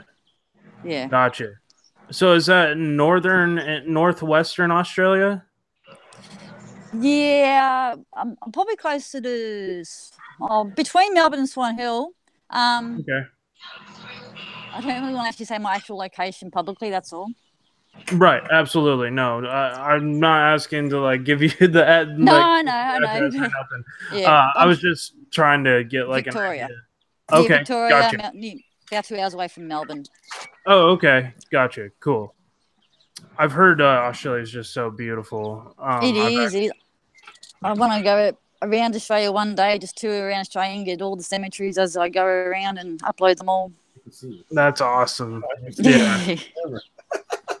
Like I've really wanted to go to like Sydney. I got offered a job in Adelaide one time. Really? Mm-hmm. And you didn't come over? No, so, see, one of my friends was from Melbourne and was telling me that if I moved to Adelaide, like I had a high chance of like getting bit by like every venomous snake and stuff, and it kind of like gave me a turn down. No, it's not that bad. But some places are like this time of year, snakes are out, but it just depends on where you go. Right. Okay, so I did find the image real quick. I will pull that up here in a second. So what stuff have you found in Australia's cemeteries? Anything creepy that you've experienced in the cemeteries in Australia? Well, to be honest, so far nothing other than I went live last night, and we used the spirit box and we got quite a few come through. Oh yeah. But the creepiest thing I've found, it's not paranormal. We go to this cemetery here where we live, and we get weird cars just driving around, and we don't know why. Oh, I love cemeteries. Yeah, cemetery's awesome. Yeah, I want to go there one night on my own, but I'm not going just yet. Understandable. Yeah, I was with a friend last night, and we drove through the San Luis Obispo Cemetery, the Oddfellows Cemetery. Yeah. That we just drove through it last night. I guess there's a maintenance path that like you can drive on in the cemetery, and he knew about it, and he drove me around the cemetery. I was like, okay. I've been on that. I've been on that one. But I was like, I still felt uncomfortable even in the car in that cemetery because there's just so many weird things that have happened to us in that cemetery. Yeah, this one we went to live on last night. Oh, it's creepy, as even during the day. And so we thought I didn't really want to go at night, but I thought, yeah, to make good content, we will. So we went, and it was just, yeah, it's just creepy that cemetery. Yeah, certain cemeteries have that just, oh man, this is a creepy vibe. Yeah, and the one that we did the live at is definitely got that. Yeah, absolutely. So, guys, this is the murder house investigation. Those who have never seen Presence of the Unknown, make sure you guys go check out this channel. This video is getting one of our more popular videos. This is the basement where they found that dead body. This is the murder house investigation.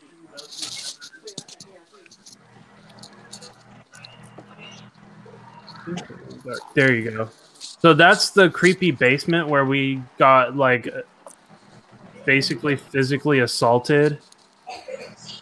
There's me doing the EVP session down there with the mobile tech lab in a bag. Aaron. That's Aaron. I come down. Oh, actually, I have the camera. Yeah. So that is the space where they found the body. Remember, we found what looked like blood on the UV. Actually, I think that was blood. There was blood splatter. Oh yeah. Yeah. It almost looked like cast off. And that's where the body was found, in that little crawl space right there, as you can see up above right there. That's not very big. No, you can get in there though. Oh, I've gotten in spaces like that in construction. Yeah. It's awful. Yeah, so that space there is where they found the that's underneath the house, right underneath the floor. Yeah. That was pretty creepy. Yeah, that whole basement scene, dude. And then we caught the EVP in that where it said hi in the room. Yeah. Oh, that was beyond. That's where they had that laser grid. I wish we caught something on that laser grid. It would have been nice. So here's a different here's a different kind of night vision camera. This is the green 4K camera that we use to film our investigations. It's all in IR, so night vision IR camera. Yeah, I did a stream on this a couple of days ago of the equipment that we use, part of the equipment. So yeah, I need to get one of these cameras like ASAP. Yeah, they're really good. $150, and it comes with a tripod and a bracket, and then you get your IR light with it too. So it's pretty good. That whole basement, dude, I felt so uncomfortable going down there. Oh yeah, here's the EVP that we got in here. Watch. Okay, so you'll notice the EMF reader at the bottom there go off. There we go.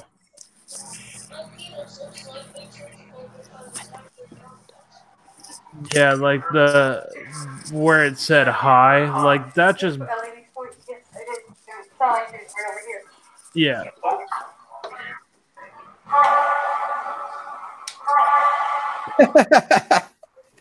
Oh man, that's crazy. Yeah, that one blew my mind a little bit. And that was the scratch that she got on her neck. Yep.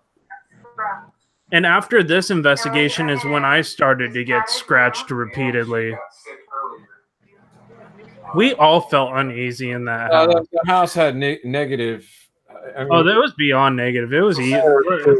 We can use the evil word on this channel, Joe. Yeah. Oh, there I am.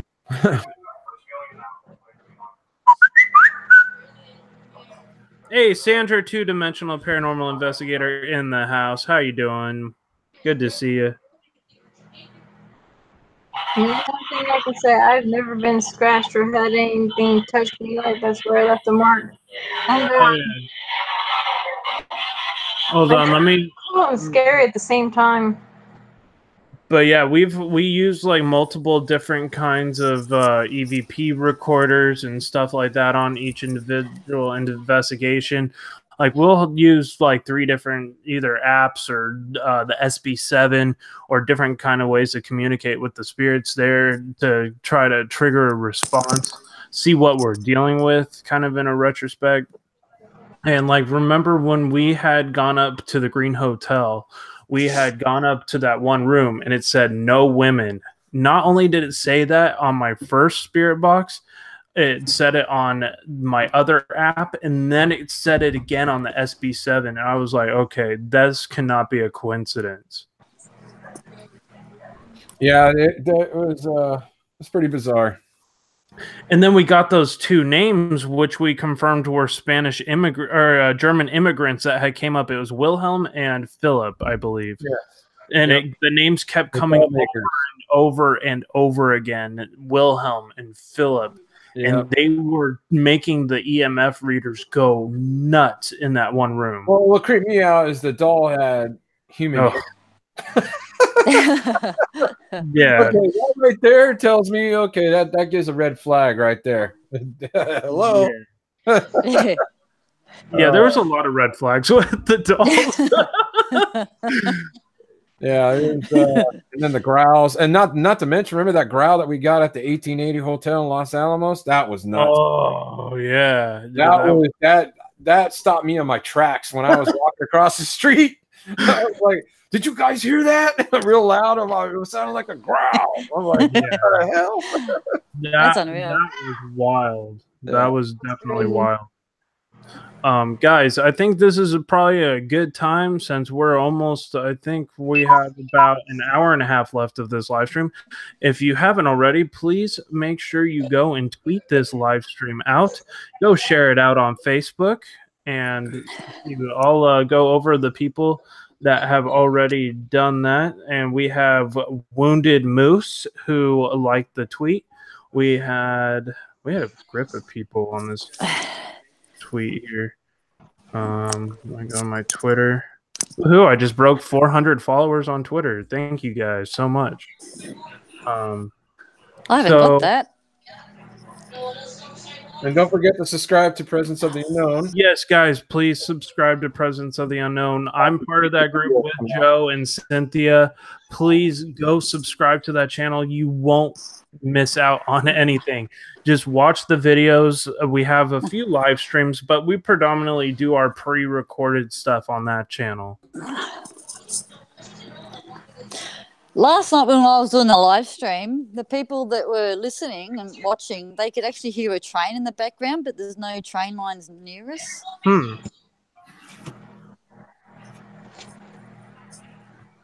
Wow, that's crazy.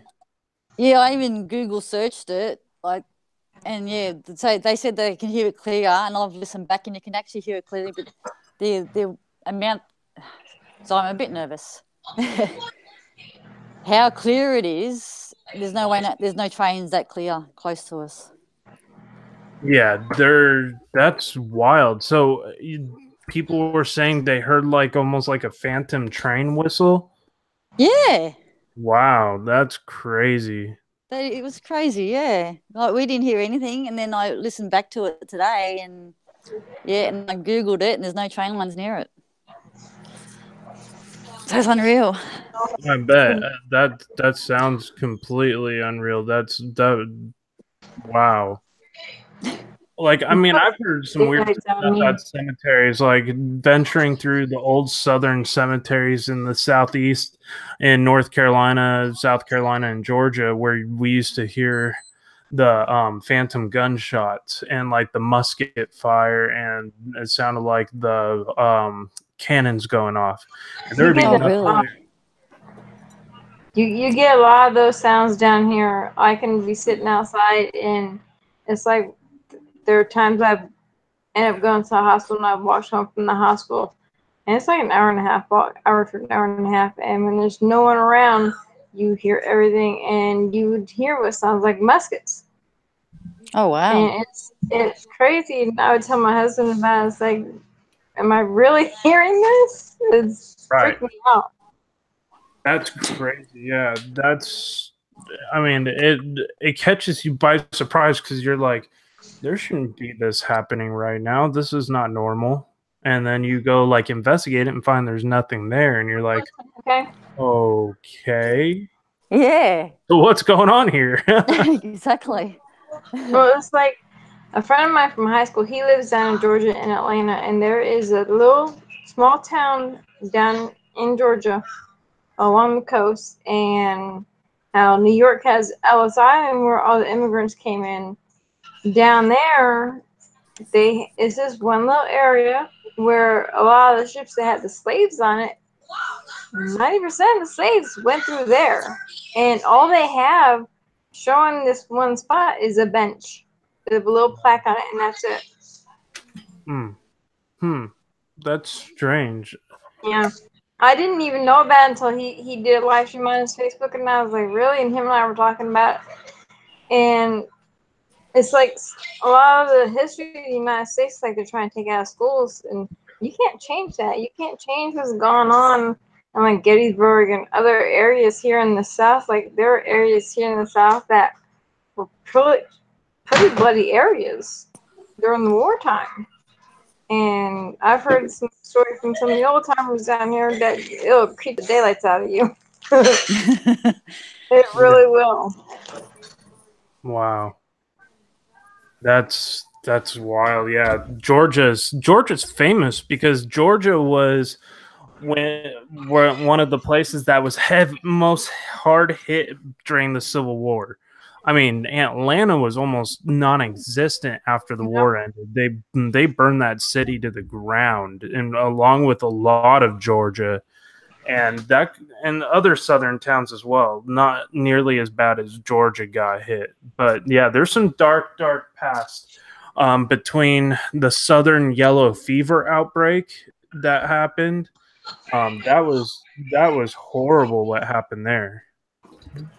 So you have a lot of dark history that happened. Like I know where I lived in Wilmington, North Carolina, we had multiple bad things happen. We had Civil War and Revolutionary War sites near Wilmington where you could go visit, and then like you had problems with like smallpox, you had problems with like polio, you had problems with the yellow fever outbreak in the 1880s that wiped out like I think it was like almost a third of the town at that time. It was crazy. Yeah. And It's so like you got all that energy. I was talking to someone a while back during the summer, and he had overheard me telling a friend of mine about the Georgia Guidestones. And if you haven't heard about them, they're called America's Stonehenge. And these Guidestones, you can look them up. And I saw them last year on Christmas Day because my kids and I got invited down to friends for dinner, and they took us there. And I had never heard of them. And there's these stones. They're up on their ends, and there's 8 different languages. And in 2 of the stones, it's got a stone that's going across the top, and it tells you the weight of each of the stones and how much the size, the weight, and everything. And it's funny. The one of the stones has got a hole that goes at a 45-degree angle, and you can look up and see what is it? I think that one at a certain time. I forget what it is. At a certain time, you can see the sun through there. If you look up at noontime, you can see through the sun through the hole.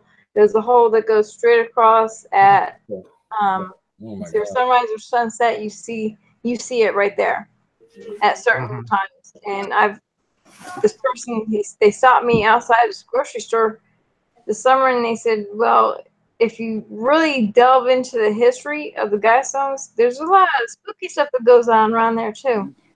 I was like, I believe it because I believe in a lot of that stuff. And he started telling me some of the stuff his family went through living around there. And it's nuts. Of all the places you and Joe have gone, John, I like it. what is your two favorite places? I have to say the two locations that Joe and I have been on, I would have to say probably Los Alamos and the Green Hotel so far. Probably my two top locations. As far as other locations I've been on, my top are definitely the Bellamy Mansion in Wilmington, North Carolina. There was that one house in Savannah. I can't remember the name. It's super duper haunted house in Savannah, Georgia. And the Conjuring house where they filmed the movie The Conjuring in Curry, North Carolina. Yeah, I've That heard place that's really was bad. wild. I've heard that place is really bad. Yeah, they just filmed a movie there. It's not the real Conjuring house, but it is legitly haunted. Like you can hear footsteps. We were eating. They invited us to like come over for dinner, and I will never trust like these people ever again to make food. Like they looked like the backwoods backwoods serial murderers. Like it was like Texas Chainsaw Massacre. That's how these people looked. Oh, And just wow. a really freaking weird vibe. And we went in there and I was like, wow, this is like really good. What is this? And she's all, oh, this is raccoon. And I looked at her, I'm like, you did not just say this is raccoon meat, did you? Like the thing that robs my trash can is what I'm eating right now. I'm like, no. Like I mean, I've eaten some weird southern food before, but raccoon was a new one. I want to try beaver and squirrel. I have a friend. Squirrel's not bad, but you have to be careful with squirrel because of all the stuff that the squirrels have been going through with like all the diseases and stuff. Like that's still why I don't trust squirrel. I don't mind it; it tastes good to me, but you have to be really careful with squirrel. Oh man, you're eating Rocky. Oh my god. Yeah, there's I mean I've had alligator, I've had rabbit, I've had just about every weird southern food you can possibly imagine. Rabbit tastes like chicken. Yeah, alligator tastes to me a lot like chicken, but it's like almost more like weirder in consistency, I would say. It's because it's so chocked of protein. Yeah, my friend Jason, they have a channel called Big Bear Homestead, and he does trapping. Sorry, he does trapping, and they're always saying how good beaver tastes like beef. I'm really wanting to try it. And yeah, there's one of the things I want to try that. The more he talks about, the more I want to try it. I will not. Some I will not. I've had rattlesnake. I've eaten copperhead. Oh, wow, really? They basically taste the same. They're both in the same family of snake anyway. They're both pit vipers. They taste kind of like alligator. It's just a very highly protein-driven type of meat. And it tastes like chicken, honestly, if you cook it. Tastes like chicken. Yep, tastes like chicken. Mm-hmm. I've had alligator, I've had frog legs, I've had squid and octopus, fried clams. See, I don't mind calamari, but like if it's deep fried, I can't eat that. I can't eat that. No, neither can I. I can do deep fried calamari, and a friend of mine back home, her mom's full-blooded Italian from Italy. And she finally came over here a few years ago, became a citizen. And before we moved down here, I stopped over their house, and they let me try stuffed squid, and it was delicious. Actually, Texas Life Julie, the place I ate the rattlesnake was in Texas. That's funny.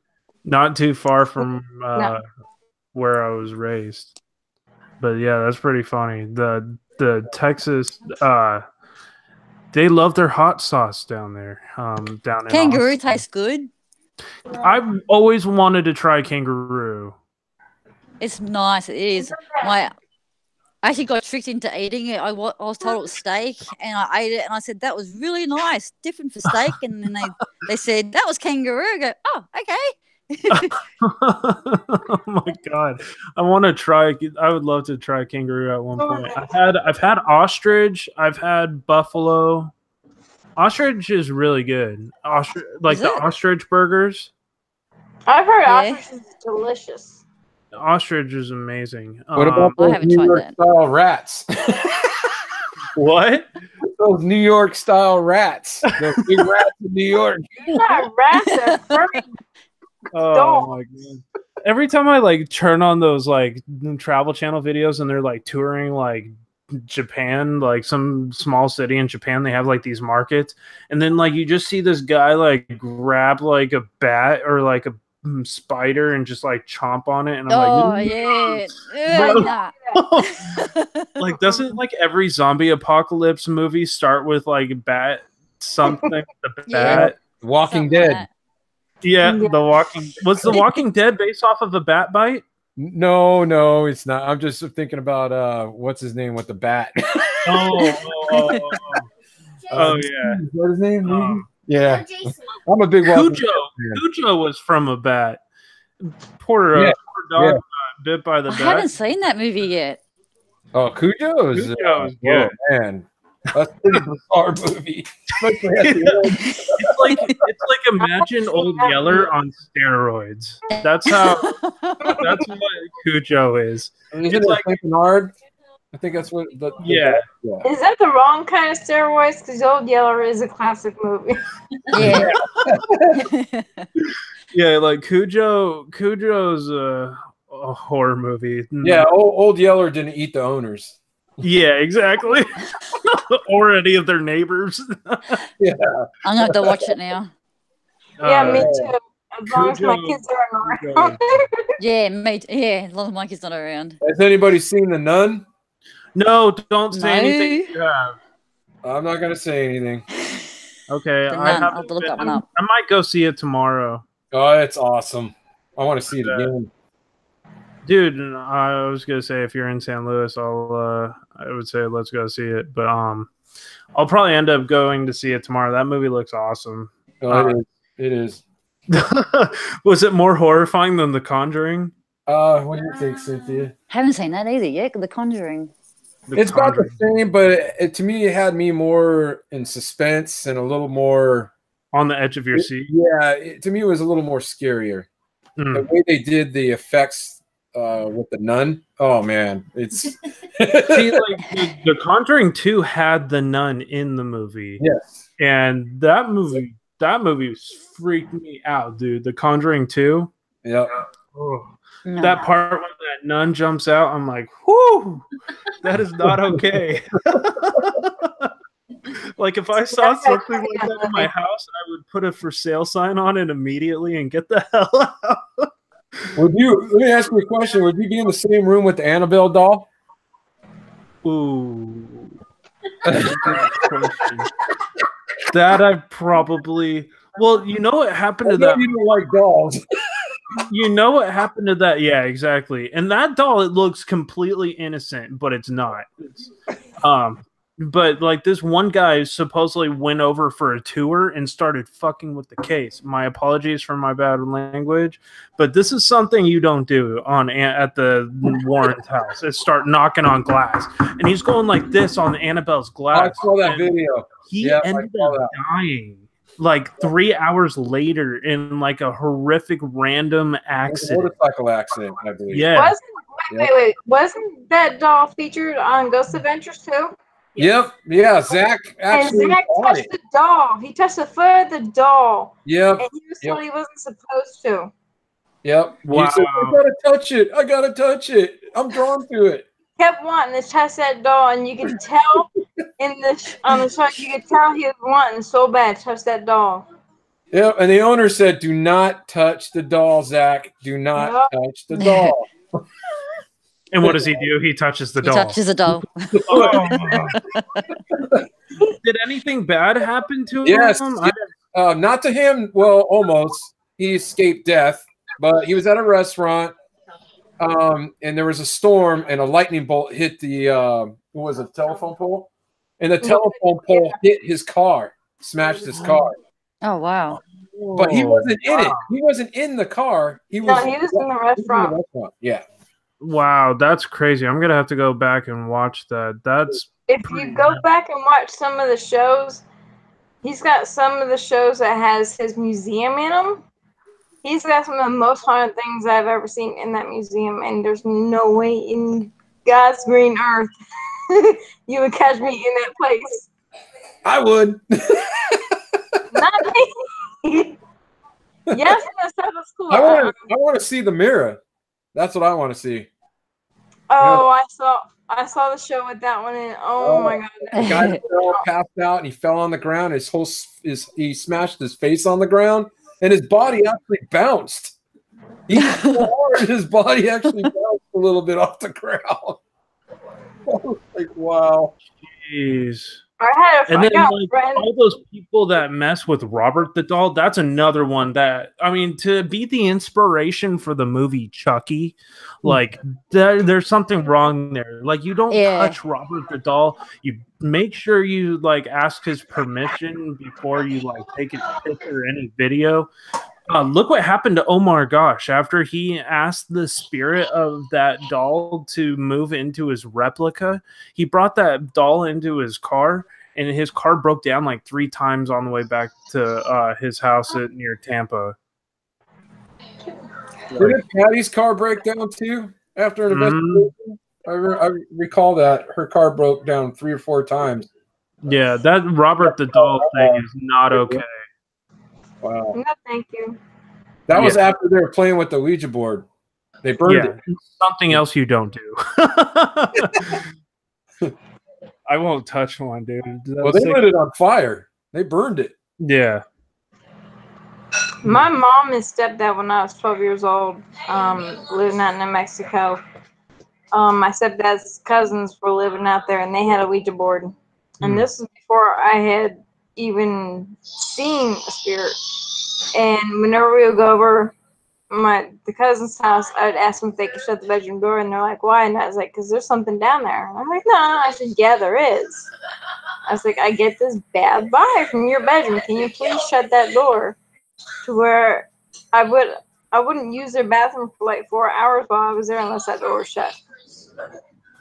Wow. Because there was something. Every time we went over there, they used the Ouija board. And there was something that was not good there because of it. Wow. And they wouldn't listen to me. I said, "There's something that's not good down there." Yeah. Oh, yeah, for sure. Like, nothing is ever good come from like playing with the Ouija board. There's a video on YouTube where these people even created their own Ouija board and used the glass as the planchette. And they're like just sitting there talking. It starts moving by itself, and then it stops. And all of a sudden, they let go of it, like they got freaked out. And you see the glass just explode right there at the table, and you just see them all scatter like roaches, dude. I would out if that happened. Like, it's not touch a Ouija board. I think I watched that video. Yeah. The glass you see the glass like raise up by itself and then explode. Shattered on the Ouija board. Remember that? I don't like them. Years ago when I worked at Walmart back in New Jersey, they started carrying the Ouija board in the game section. And my department managers were like, "Well, you gotta move it over." I said, "I'm not moving that." And they said, "Why not?" I said, "Because those things aren't good." And I started praying before I grabbed them. And she looked at me, she was, "You're serious?" And I said, "Yeah, I will not trust these unless I'm praying before I grab them." Yeah. Yeah, like, why would Walmart? Well, I guess Walmart is the devil, so I guess that makes sense. You can't beat their low prices, though. Hashtag Walmart sponsor me. Not just playing. Some of their prices, they've been jacking up their prices down here. Yeah. It's ridiculous, some of the things. You think they're cheap, but they're like putting everybody out of business. Like, then they start, once they have like a capitalized on that kind of item, they like raise the prices like unbelievably. Yeah, it's stupid. And like in North Carolina, they have like their own Walmart grocery stores and their own Walmart gas stations. Yeah, the Walmart marketplace. That's Yeah. what Walmart started out as, was those grocery stores. Yeah. Oh, really? Yeah, there's one across town, and yeah, you can order food, but they won't deliver it. You have to go pick it up. Yeah. And yeah, they started Walmart Marketplace was how Walmart started out, and then Sam Walton started going to companies that were here in the U.S. and getting things. And as he got older, because before he passed away, everything had to be American. It was all American-made stuff. And then as other family members were taking over the company, they started bringing other stuff in from China. Wow. Yeah. I thought it's not a person. That's pretty crazy. I thought it was just a computer. Yes, it is. Even for the thing. So, did anybody have any other crazy stories, Joe? I know you got some crazy stories from like just growing up in different parts of California. Or Cynthia, do you have anything you wanted to share with us? You're just hiding out there in the background. I'm just chilling here. She's right here. Everybody say hi to Cynthia. She is awesome. She is Hi, our Cynthia. investigator as well, and other founder of Presence of the Unknown, and she is just an amazing person. So please say hi to Cynthia. We got our little Ghostbuster over here too, Wyatt. Oh yeah. He's dressed in his little Spider-Man thing. What's up, buddy? Hello.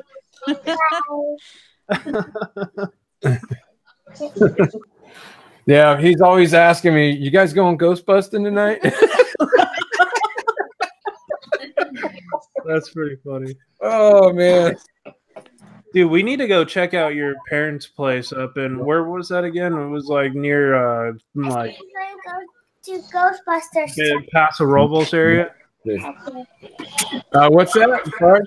Your parents' house, like that haunted trailer that supposedly is on their property. No, it's actually the inside of my mom's house, and I called her today to ask her, and she said no. Oh,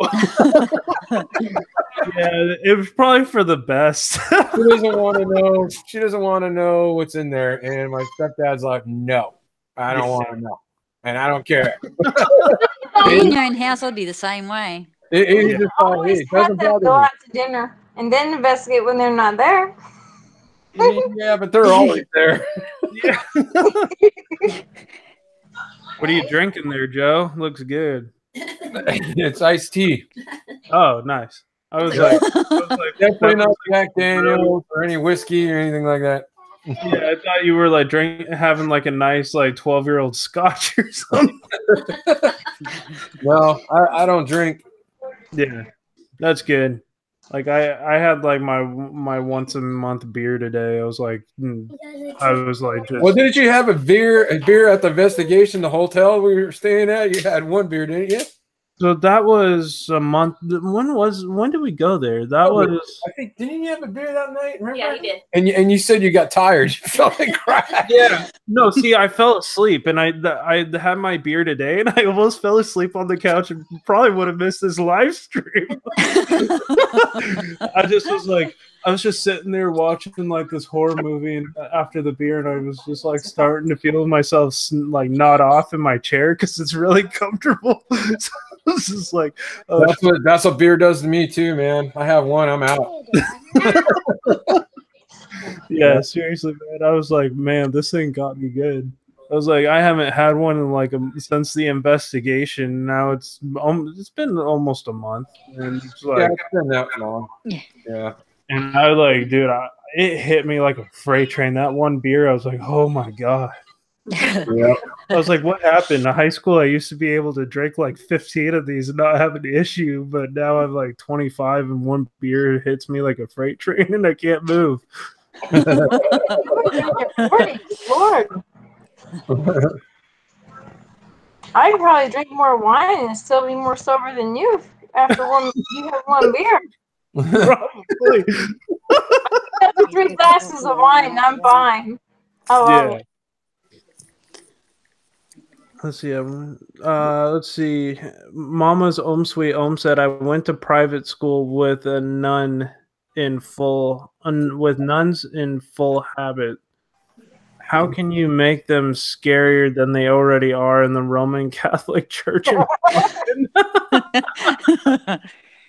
Yeah, like I mean, I remember like my grandma used to tell me these horror stories of her being in like Catholic school where like the nuns would actually like physically abuse you in the school. They would like whack your knuckles with the rulers and like actually like hurt these kids as a punishment. I was like, holy shit.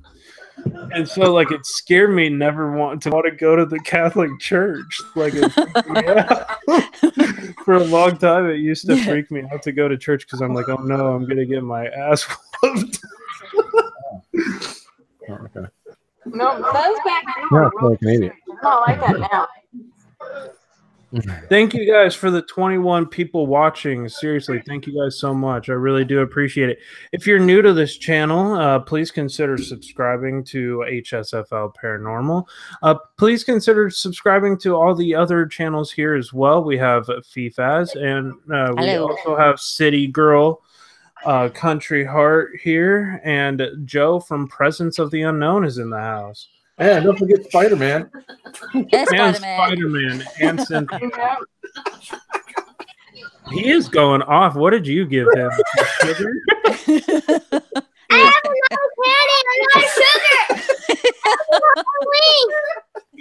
Oh my god.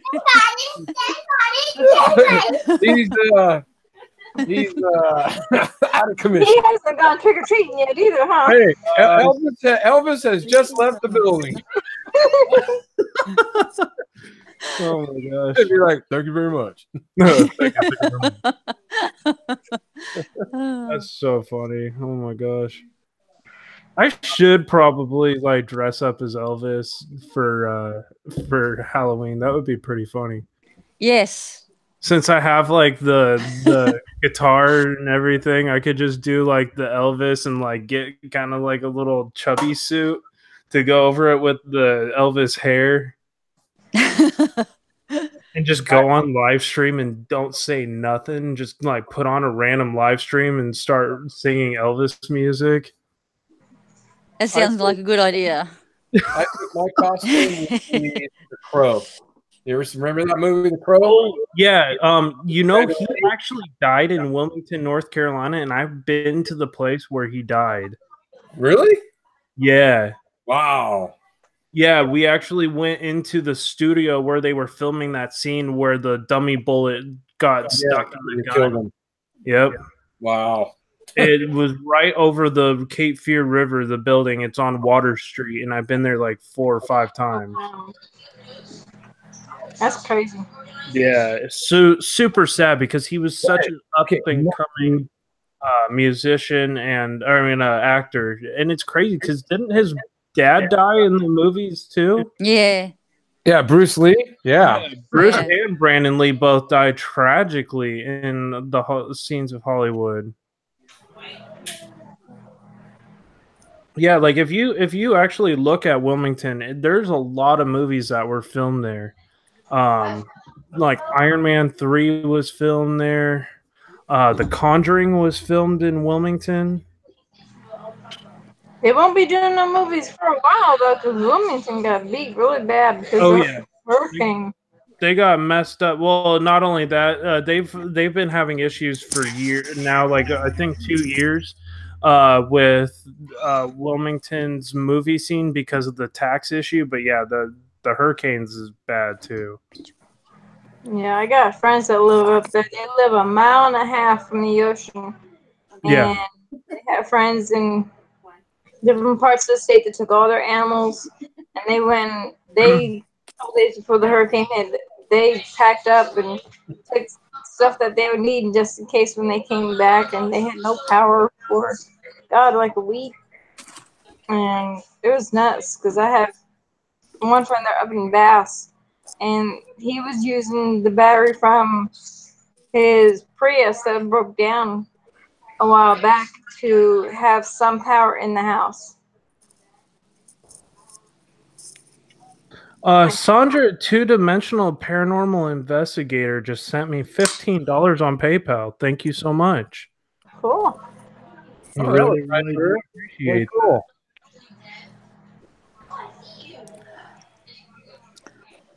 that.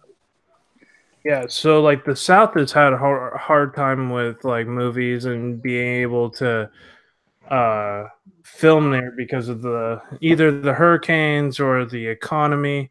Wilmington kind of got stingy with the like rules and regulations, and it kind of hurt the movie scene in total to a point where there was like almost no movies being filmed there.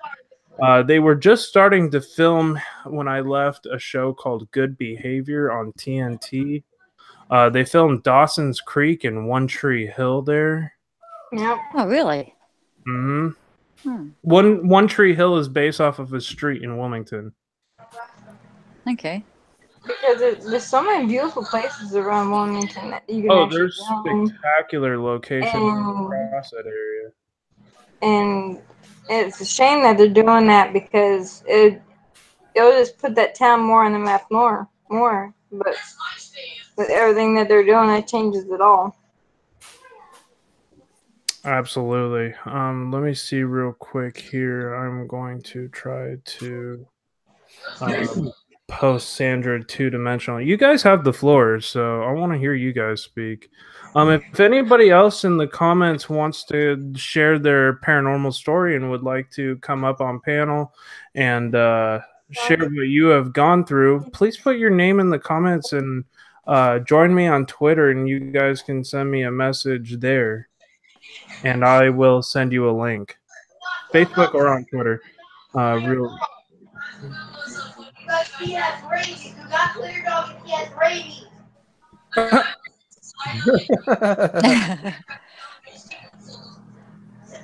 Let me see. What was I looking for?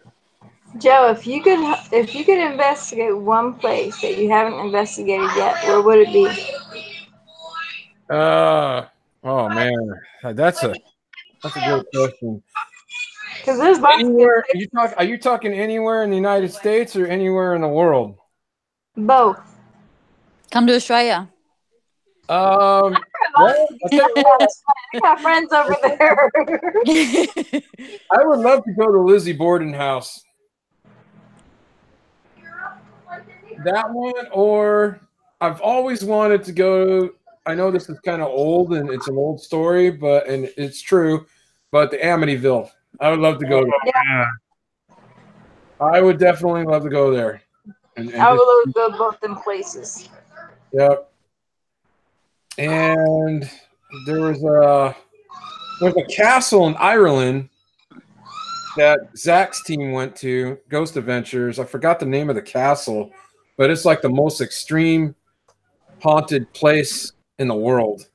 I remember that show. Oh my God, what they got, and there was one other place. I think it was a sane asylum they went to, where you saw that flying brick. Yeah. Oh yeah. Oh, I remember that one. That made me jump.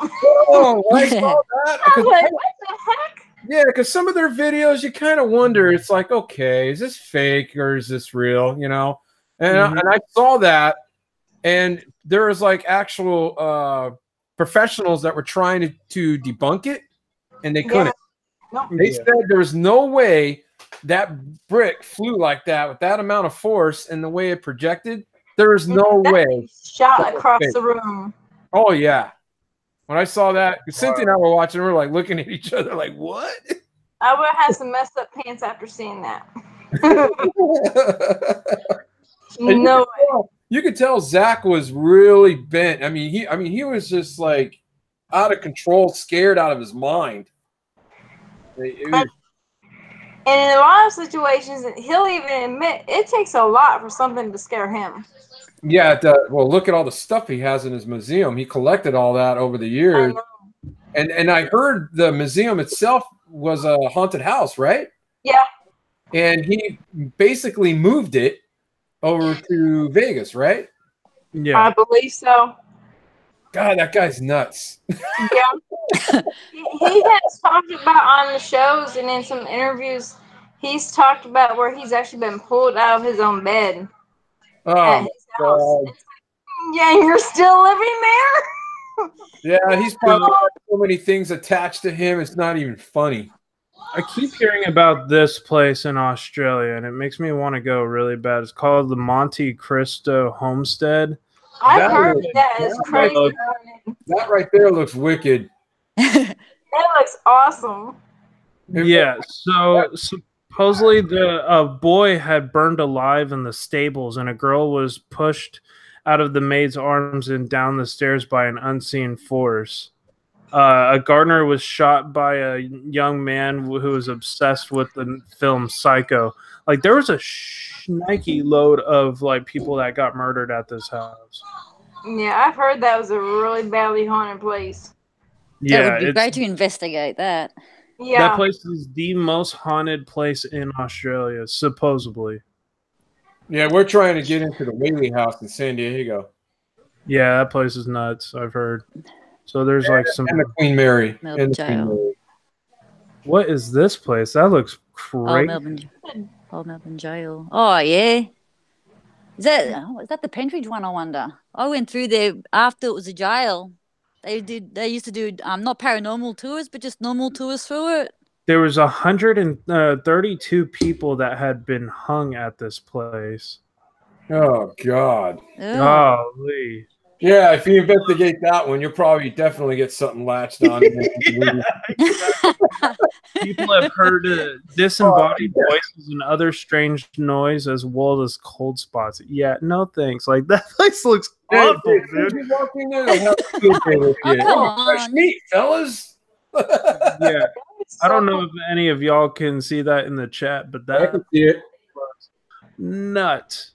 Whoa, look at this place called the Princess Theater in Victoria, Melbourne. Oh, God, I'd love to go in there. Oh, I know, right? It's like one of the ghost shows. Is I that where we think it went was to watch? Ghost Hunters. Princess Theatre. Jail in Mount Holly, New Jersey, because it's so historical. Paranormal It was investigation. featured on that show. They haunted in it, and it's got actual spirits. They do ghost tours every year in that jail, and I've had friends go through there, and they've had scratches come on them before they get out of the jail. And These it's not places are only like 2 hours away it's from real me. small. Oh, look at this place. Oh, it's gorgeous. Oh, man. Wow. Oh, That'd be so cool. Hey, Joe, it looks like we're making a trip to Australia, yeah. Yay! Let me train for it with fun. So cool. eh? Yeah. Oh, God. So this was an insane asylum. Guys, this was an insane Lord. asylum. It's an art center now, but it was an insane asylum at one point. I do want to go somewhere next year, though. Somewhere that we can get into that other paranormal groups got into. Wow, that place looks cool too. It's like an old. Cool looking. Oh my God! Inescapable prison. It was the place of Australia's last shooting massacre. Yeah, that was huge. That was. Oh, is that where that was? Yeah. Cool. Tasmania shooting. That was. Look at my jacket. Yeah. Originally, it was an inescapable prison. Many convicts died there over the years. Port Arthur is also the location of Australia's last deadly shooting massacre in 1996, which prompted the introduction of stricter gun control in Australia. Yeah. That place looks wild. Be cool to go there too. That would be Yeah. awesome. There's a whole bunch of locations. Wow, that place looks creepy. Like just That by looks creepy itself. just looking at it.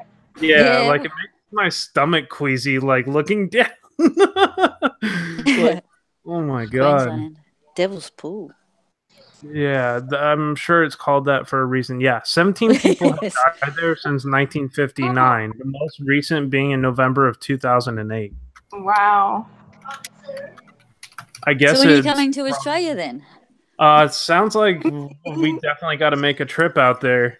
As soon as we Yeah. get enough sponsors. Yeah, exactly.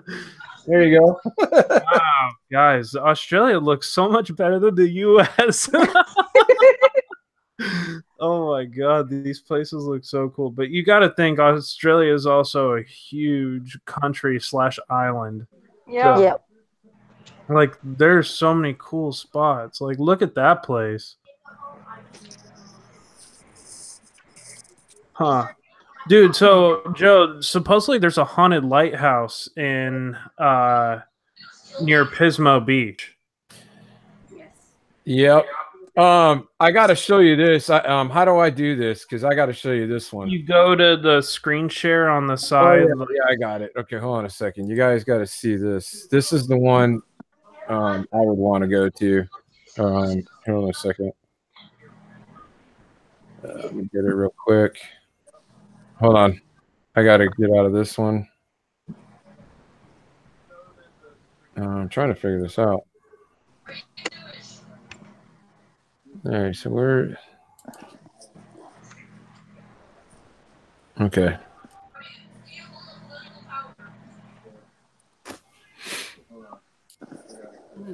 How do I get over there? You actually have to click. You have to open up the window, and then it'll allow you to move it into the separate thing. Like when you go to the screen share, you have to go over to screen share and then application window. Application window? Yeah, it should pop out like a little sub thing where it says your entire screen or application window. Because, like, watch it, like, will let me do that. Like, that's what the application window, if I... I'll be right back. All right, no problem. Okay, so I go to screen share. I did that. Okay. Wait a minute. So you go over to the screen share, then there should be like two things. It says your entire screen and then application window. Okay, and I just click one of these? Yeah, you click on application window and the one you want to have put on there. Okay, let's put this one instead. Halloween party in Dublin, Ireland. Oh yeah, Ireland and the UK I would love to go to. We have Jerry. How you doing, Jerry? Good to see you, my friend. Sandra, you would have to pay their no matter let's see, pay their what? How much is that in US? Sorry, I missed that whole conversation. Oh yeah, Ireland and the UK I would love to go to. We have Jerry. Yeah, those houses in Australia look pretty wild. Yeah, they do. Especially that one house, that first one that we saw, that one most haunted building in Australia. Like the most haunted house that we have here in California is the Winchester by far. Winchester is probably one of the most famous haunted houses in the world. Okay, so there you can see I typed in the 10 most haunted places in America. So it's Moundsville, West Virginia State Penitentiary. They actually have a cemetery where they had put all the bodies of the executed that you can go into. Oh, wow. That was not featured on Ghost Adventures. Look at this asylum right here. Oh. I would just like to go in there. No, that's the one we're planning on going to. And oh my God. That's just... That's the one I was saying it was $160 something, and we have access to all 14 acres of the property. Wow. That's Trans-Allegheny. That's in near Knoxville, Tennessee. Waverly Hills is way creepier than that, in my opinion. Yeah, pretty much. Yeah, Waverly Hills was a tuberculosis ward in Louisville, Kentucky, and it just looks awful. I'm not gonna lie, like just like everybody who's filmed there, it's been like holy smokes. You should visit the old Juliet jail. Where is that, Jerry? Hey, Music and Lyrics is in the house. How are you doing, Music and Lyrics? Good to see you, my friend.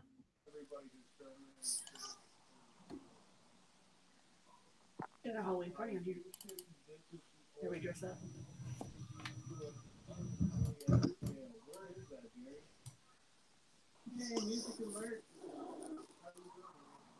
Hold on just a second. Thank you guys for the 48 thumbs up. I really do appreciate it, guys. Thank you for the 20 people still viewing this. I do appreciate all of your guys' love and support. See real quick here.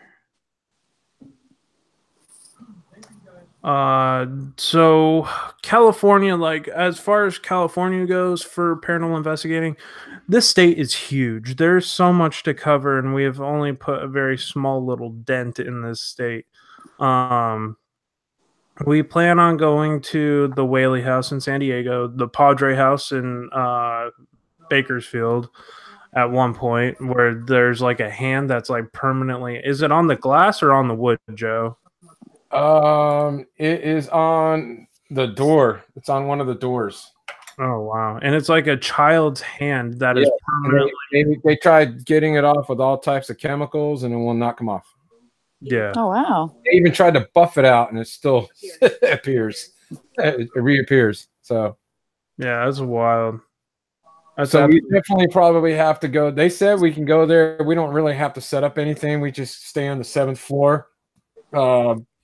Well, definitely try to get the room that has the most activity. I forgot. Do you remember which room it was? 710, I think. It was on the 7th floor. 7th floor. It's on the 7th floor because that's where some children they burned to death up there. There was a fire up there, and the witnesses say they or people that stay there. They say they hear children's voices, laughing and stuff like that. Doors opening and closing, lights going on and off, things like that. So, I was watching this show last night, and this guy was talking how he moved into this house in Anaheim, California, and like supposedly, like just before they moved into this house, like the woman murdered her kids in the bathtub and hung herself. Saw that. And like he had that evil entity follow him up into his adulthood, and he was a kid when he moved into that house, and he legally died twice from the paranormal experiences, like being literally scared to death by this thing, and his heart would stop and they would have to bring him back, and like he ended up like having to seek like a Catholic priest from like way up in the like Catholicism to get rid of this entity. It was crazy. I was watching it last night. I was like, dude. Yeah, we saw that. Yeah. That was on Netflix. Fire. He's all dancing around the fire and stuff and trying to that one. Evil spirit. Yeah, and the guy who was like the serial killer, and he would like do all the devil worshipping, and he would like literally hold it the slaughterhouse in front of his kids. And the whole thing. Oh, dude, that freaked me out last night. Dude, what the heck? And then like the mother ended up killing the father for like all the evil deeds. She finally like just put a pillow over his face, and I was like, dude, that is one fucked up family. Oh my god! Like the one where the boyfriend gives his girlfriend a headstone. No. Yeah. Yeah, we'll watch that one. It's the same. It's part of the series. It's a different episode. You got to watch. You got to watch all of them. We already watched every one of them already. What's the name of that series? Because I didn't get it, but I was heading to my daughter for dinner. It's called I believe it's called The Haunted. It's on Netflix. Okay. No. Yeah, it's awesome. It's all based on true events. Yeah, I've seen some of their shows. Yeah, they're pretty awesome. Yeah, there was like some new movie I watched on Netflix, and I don't know what compelled me to watch it, but it was called The Witch. And if you saw that movie, holy smokes, that movie's creepy. That movie freaked me out. I had nightmares for the first time in a long time, and most horror movies don't do that to me. But this one like messes with your psyche like the entire time, and I Sounds didn't good. help that I watched it right before I went to bed. Oh man, that movie was messed up. Like I don't think What was I'll. it called? It's called The Witch. The I'm Witch. gonna look that one up. Yeah, that movie was really messed up. Well, It wasn't like the most horrible movie I've ever seen, but everybody keeps telling me to go see The Nun and Hereditary. Like I've heard Hereditary is like a great movie. Which one? Never heard of that one. No, I haven't heard that one either. Hereditary just came out in theaters, like, and I really, really want to see. I really, really want to see that movie. Probably give it another month and we'll probably get it over here then. Yeah, We're a month behind with movies, unfortunately. I think it came out like about a month ago because they were promoting it here like a month ago. So Okay, so it should be out here soon then. yeah, it should.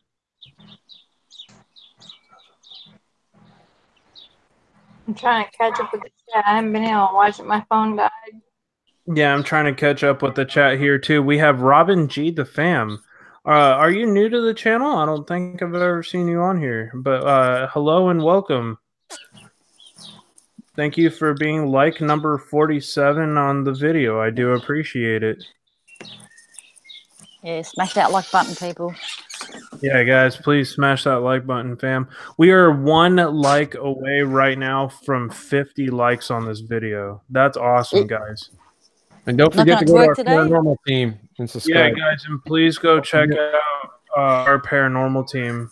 I've been wanting to have Joe on my live stream for a very, very long time, so this is kind of like an honor to have Joe on here, as well as having Fee on here, who's just such a great supporter and has such an awesome channel, and Thank you. our friend there, City Girl. Thank you so much for coming up here. Oh, it's no problem. I enjoy it. Hey, John, can you hear me okay? Yeah, I can hear you. Okay. I do have a small, short little video clip of that pirate ship Ooh, that we cool. saw last night. If you guys want to see it, Sure. Yeah.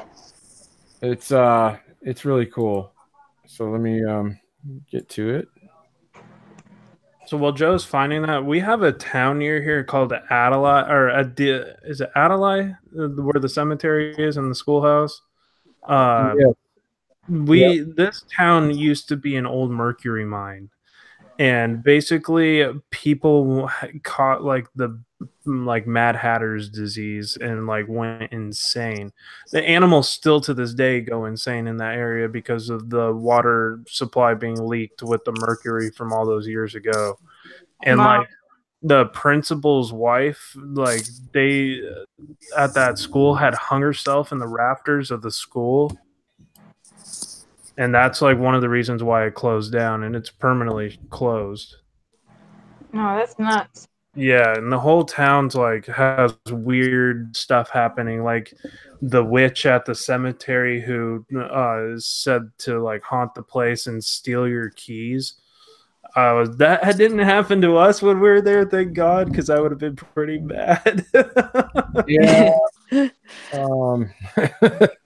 Yeah. But we did catch an EVP in that one like storage shed place in the cemetery. Yeah. That was pretty wild. But we'll definitely have to go do another day trip there. We're not feeling comfortable going out there at night because the guy specifically basically told us, oh, awesome. Thank you so much, Spirit Walking Callie. Thank you so much. I hope you're having a great day so far, and welcome to the stream. Guys, if you want to come up on panel and share your paranormal story here on HSFL Paranormal, please let me know in the chat, and then join me on Facebook and Twitter, and send me a private message if you want to come up. Okay. Can you guys see that okay? Yeah. Yeah. Okay. Hopefully it doesn't lag, because sometimes when you play videos on Google Hangouts, it tends to lag, but I'll try it. But this is someone's house. This is one of the Halloween events in Santa Maria, California. There's 3 of them that we went to last night. You can see that. Look at that pirate ship in the front.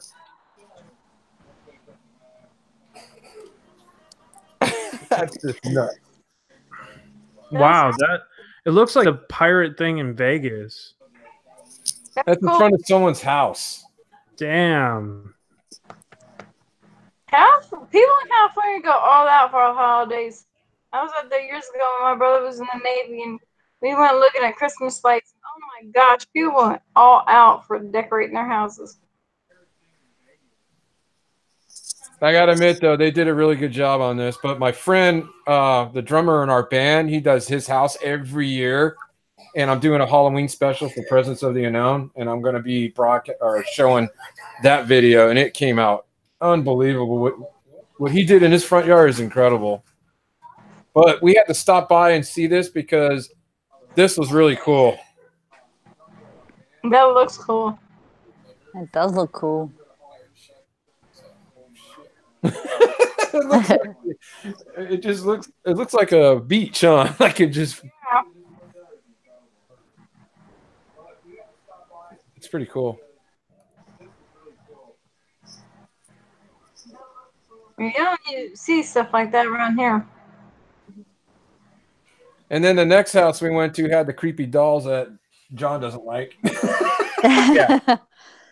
Yeah, that was not okay. I still hate clowns to this day. Just to let y'all know, like, first and foremost, like, clowns are not my fam. Like, no.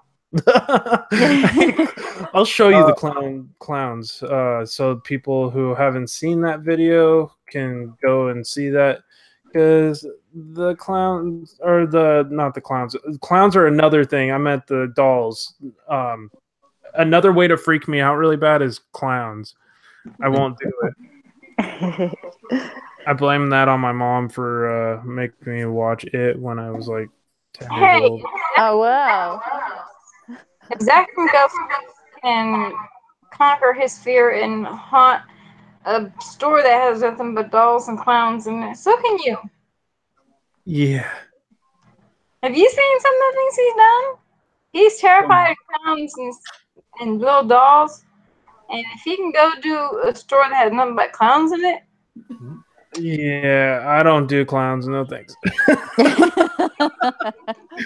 I can do any paranormal house as long as, like, the dolls, like, was enough to send me over the edge, especially since we kept thinking that one of the arms was moving. It just was like, and the fact that it was in a glass case, I'm like, I'm glad it's in between me and glass. Like, that one was messed up. I'll try to show you guys, like, what the dolls looked like. I actually made, like, a little short movie on Presence of the Unknown featuring the doll video. Hold on, I'll pop this up here for everybody to see.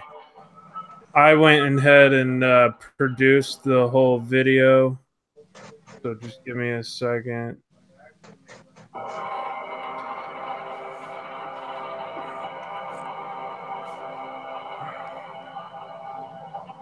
Like, that's actually the cemetery that I was just talking about, where all the people went crazy. The Adelaide Cemetery. Oh, okay. That's not too far from where we live. Oh, those are those photos I took. Yeah. Yeah, that place was cool. I want to go back there so bad. That's that creepy doll that creeped me out. Oh, dude. That doll was messed up. The one in the glass case, that arm kept... Yeah. Like, I added the sound effects. That's not actually the doll. That would have been even more awful. But that's the doll right there. In that picture, the big one is the one with the real human hair. Creepy. That's creepy. And remember, we kept thinking she had doll, or what was it, sheep eyes? Yeah. Sheep eyes.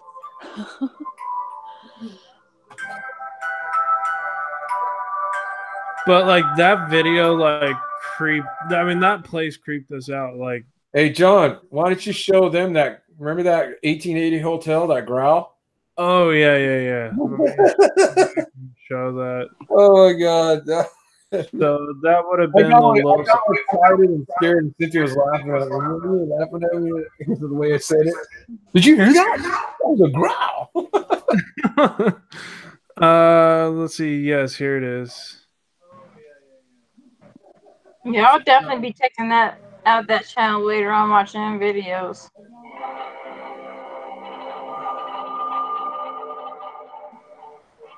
This is a place I just made a phone call today, by the way, to get in there, and I left Yeah. a message. So, because I know Jessica talked to them previously, but Yeah.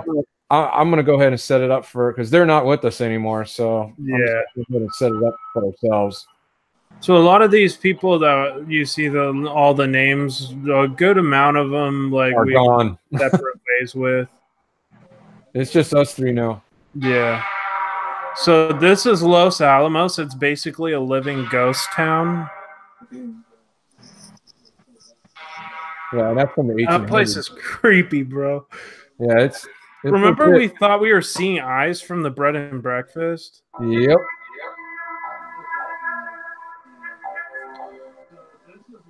That place is pretty wild. Yeah, these are the crazy photos of it. Yeah, There we here's go.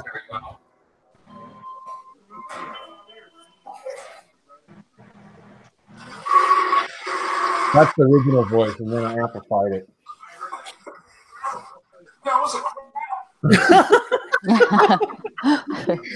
Oh my god.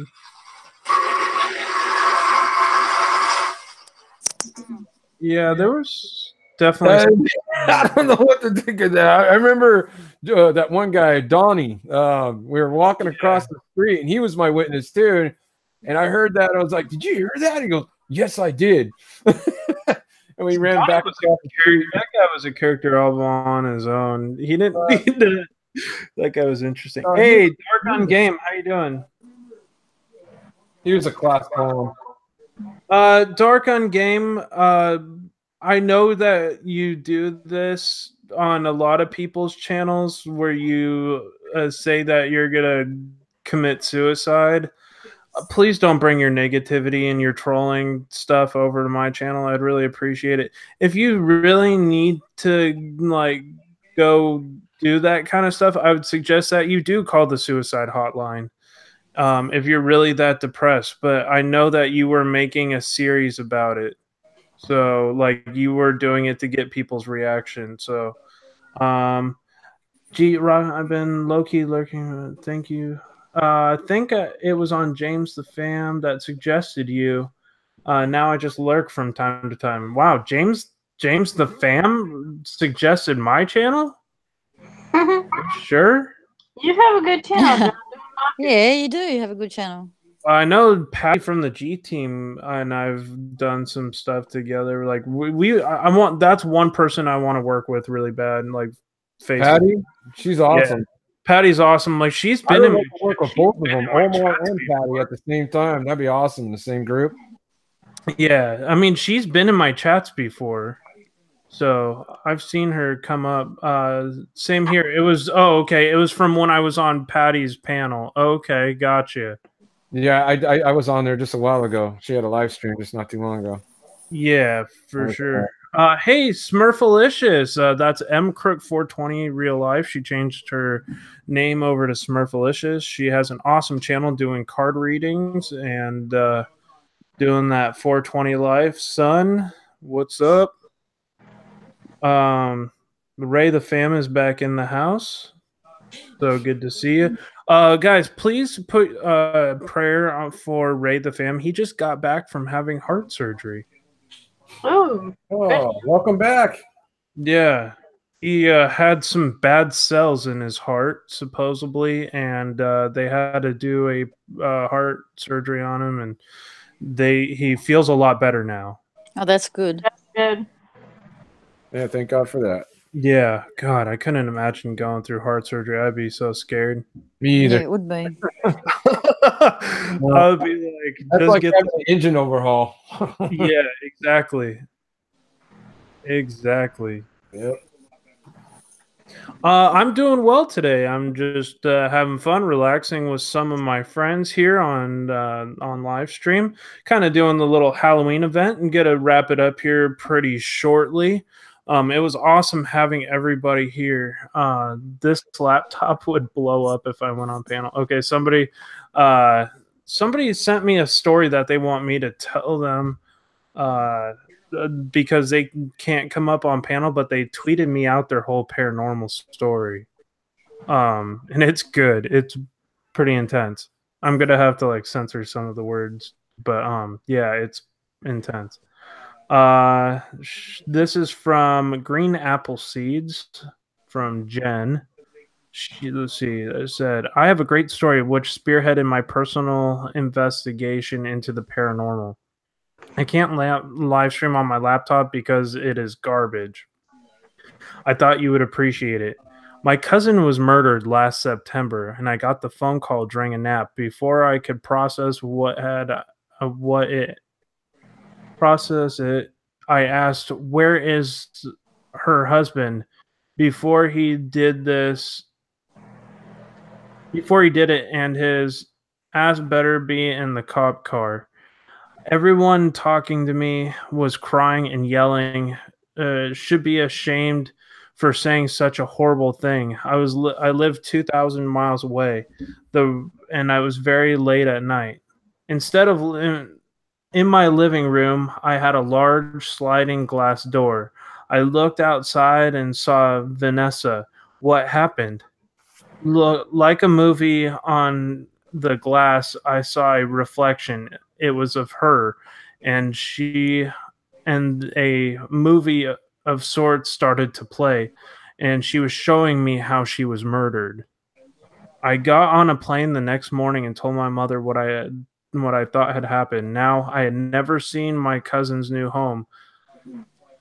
I was describing the locations and everything. A few days later, the DA arrested him and gave my aunt the whole story of what they suspect had happened. I had nailed it.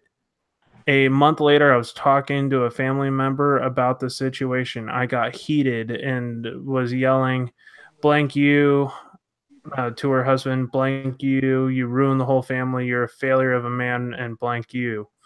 Um, I turned into the room and was pushed to the floor. My head hit the floorboard and I screamed. I stood up to find a pin in my knee. Oof.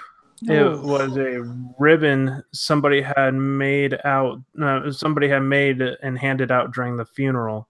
I suddenly smelled bleach and a bleach stain right near the pin. He had poured bleach over the body and pushed her down and hit her temple and killed her, and then he stabbed her. Wow. That's I'm so nuts. sorry to hear that about your family. Jeez, I'm so sorry. My condolences. I even spoke to the DA. He took my number and I gave him the details of my vision on the glass door. Scariest thing I had ever experienced in my entire life. Wow. Mm. I That can't is imagine that. that is mind blowing. Thank you so much for sharing that. Like, wow.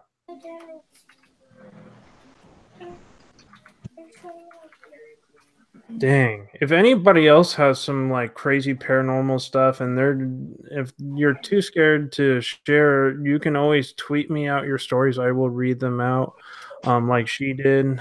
She was having computer issues, so that's why she couldn't put that tweet on there or come up on panel and share that. So I did say it for her. But dang, that is an insane story, guys. I can't Wow. imagine that happening. No, I couldn't either. That is so intense. Like somebody in your family getting murdered that way, and then like somebody trying to cover it up like that. My Yeah, God. exactly. Like, what kind of like animal do you have to be to do something like that to somebody? A very sick one. That's right. It's like a few years ago when I was back in Jersey. About a year and a half before we left, because we came down here in March of 2016, Wow. and next March will be 3 years. About a year and a half before we left, a friend of mine I hadn't seen in years, we got together talking again and hung out off and on. At the next town over, his nephew that he helped raise, he treated that kid like it was his own kid. Him and 3 other friends made a pact to hang themselves. Well, Wow. him and one other kid actually did it, and a friend of one of the other kids overheard the 2 other kids on the phone talking and told the parents, and the parents called the cops. And then right after that is when they found the other 2 kids that hung themselves. Well, about 6 months later, because of financial problems and him wanting his nephew there so bad and missing his nephew so bad, he actually shot himself in the head. And I woke up one night from a dream and I told my husband, I said, Tony, something's wrong. There's something wrong with a friend of mine. I don't know what it is, but something wrong. And I went on Facebook and I was looking around and I went into another name and I found one of my friend's Facebook posts that he had killed himself that day. Wow. And about 2 months later, because my husband and we love the paranormal, we ordered one of those spirit boxes, like the SB7 spirit box. Mm-hmm. And because one of the rooms on my 3rd floor, if you go into the front room, it had a totally different feel to it. You go in there and you can be totally stressed out, and within minutes of being in there, you're calm, you're relaxed, you're comfortable. Well, I went up there and I was asking who all was there. They're gonna go watch our. I heard it's Rich, and I heard his voice, Someone's and it was nuts. I actually spoke to 4 different spirits that day. Wow. Yeah, we've had our thing with the SB7 a few times where we've been like, holy cow. Oh, I love the SB7. Oh, yeah. Like we've had some mind-blowing communications with the SB7 and the Spiritus app. Like hands down, the Spiritus app has been a vital tool, and we've gotten stuff confirmed on the Spiritus app. Bridge, especially the bridge. Remember the hookers? Mm-hmm. Yep. That was crazy. So we go. The spirits actually corrected me on how many hookers died at that location, and there was 3 prostitutes that had been murdered at that place. And I said, "Who are the 2 spirits? Who are the 2 prostitutes who were murdered here?" And he goes, 3 of us. And then not a few seconds later, it says hooker. Wow. And we're like, wow. I would love to get one of those Ovuluses. And the Ovulus is so nice. Like the Ovulus is crazy. I want one of those too. They're so expensive though. I know, crazy expensive. Don't mess with the vanilla bean plant. Somebody just sent me a location that looks incredible. It's called the Juliet Prison, and it's near Chicago supposedly, and that's what it looks like right there. Oh wow! Oh wow! Man, that's just south of Chicago. You know, it would be really cool if we can collaborate with some other people and do a group thing. You know, to go to one of these places, and basically we all pitch in, make it a group project, and we just go there as a big, huge team, at least 10 or 13 people. You can do that if you come to Australia too. I'd love to go to Australia. Oh, I know, me too. I wonder what the cheapest flight from the U.S. to Australia is. It's probably like $1,000, huh? Yep, easily. I would love to go signing at some of these forts that are. The forts. I would love to go to any of them. Yeah, like Fort Sumter in South Carolina, and like where else? Like Fort. Well, I guess some of the forts are still actually military strongholds for the U.S. military. But some of the abandoned ones, there's some ones in Florida that Omar was showing That looked awesome. Yeah, Ray the Fam, we still want to connect with you up in Fresno. We just haven't. We've been so busy with other stuff, we haven't had time. But we do want to try to make it up there and check out the Fresno Flats. 3 stories on Well, does anybody news. on this panel know of a place that you can investigate without getting permits or anything like that? I mean, because we basically conquered this area. There's nothing left. Well, we still haven't been to Monterey, and we haven't checked out like. There's that one. There's another ghost town that's like inland from Monterey. I think it's San Mateo County, and there is a ghost town out there, and I forget the name of it, but it looked super super cool.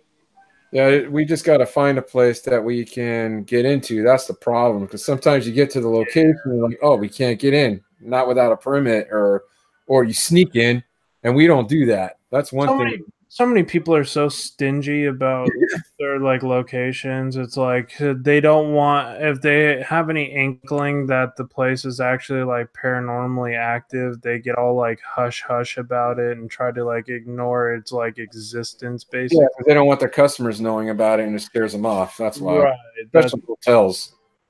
Oh yeah, hotels are public locations. Yeah, that's where. Mhm. Most like the Stanley Hotel, they stopped doing investigations there.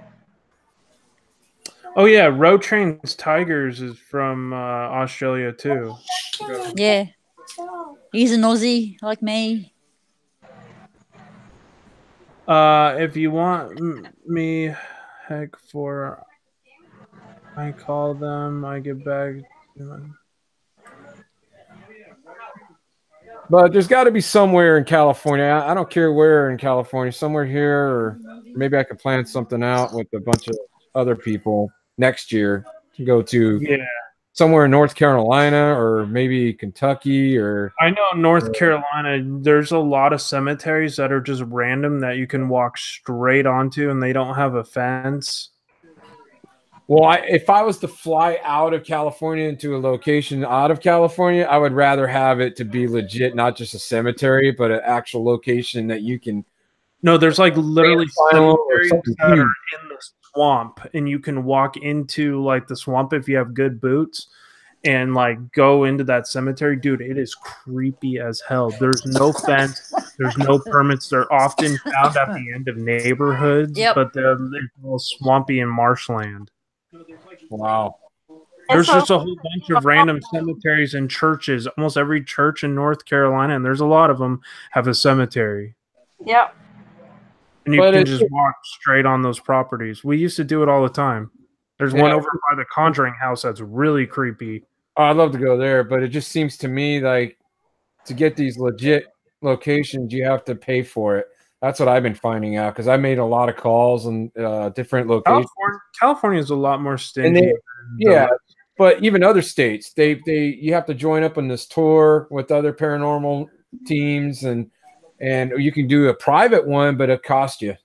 I mean, yeah, that's just the way it is. Like I'd like to do the Stanley Hotel. I would like to do the what's that one? The Lizzie Borden. That one in Florida looks really scary. That one that Omar and Patty did. That was like a bread and breakfast down there. That fort that they went over, right where the Robert the Doll is, they have like an old fort that was used during the Civil War. And that place looked really crazy. There was a place here, I think it was here in South Carolina, that I think Ghost Hunters did, and I think Zach also did. And it used to be, oh God, I can't remember. It's on the tip of my tongue. A plantation. I believe it's here in South Carolina somewhere. But it's a really haunted one. I know the guys that used to do Ghost Lab, they went there too. The Dark Ungame, like, I don't know what your intention is. If you're really going through a hard time and you're contemplating suicide, go seek help and get the suicide hotline number. I gave it to you in many live streams before. All right, if you're gonna get all mad and upset, then I'm sorry. Yeah, Gotta love it. I, Kit Kat and root beer.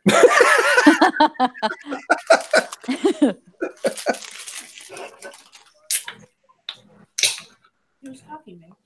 it's called Myrtle's Plantation. Oh, Myrtle's Plantation is in Louisiana, and that place is creepy. Yeah.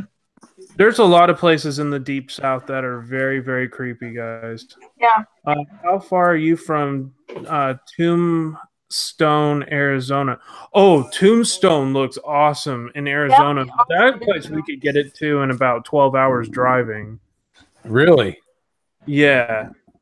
Wow. We should.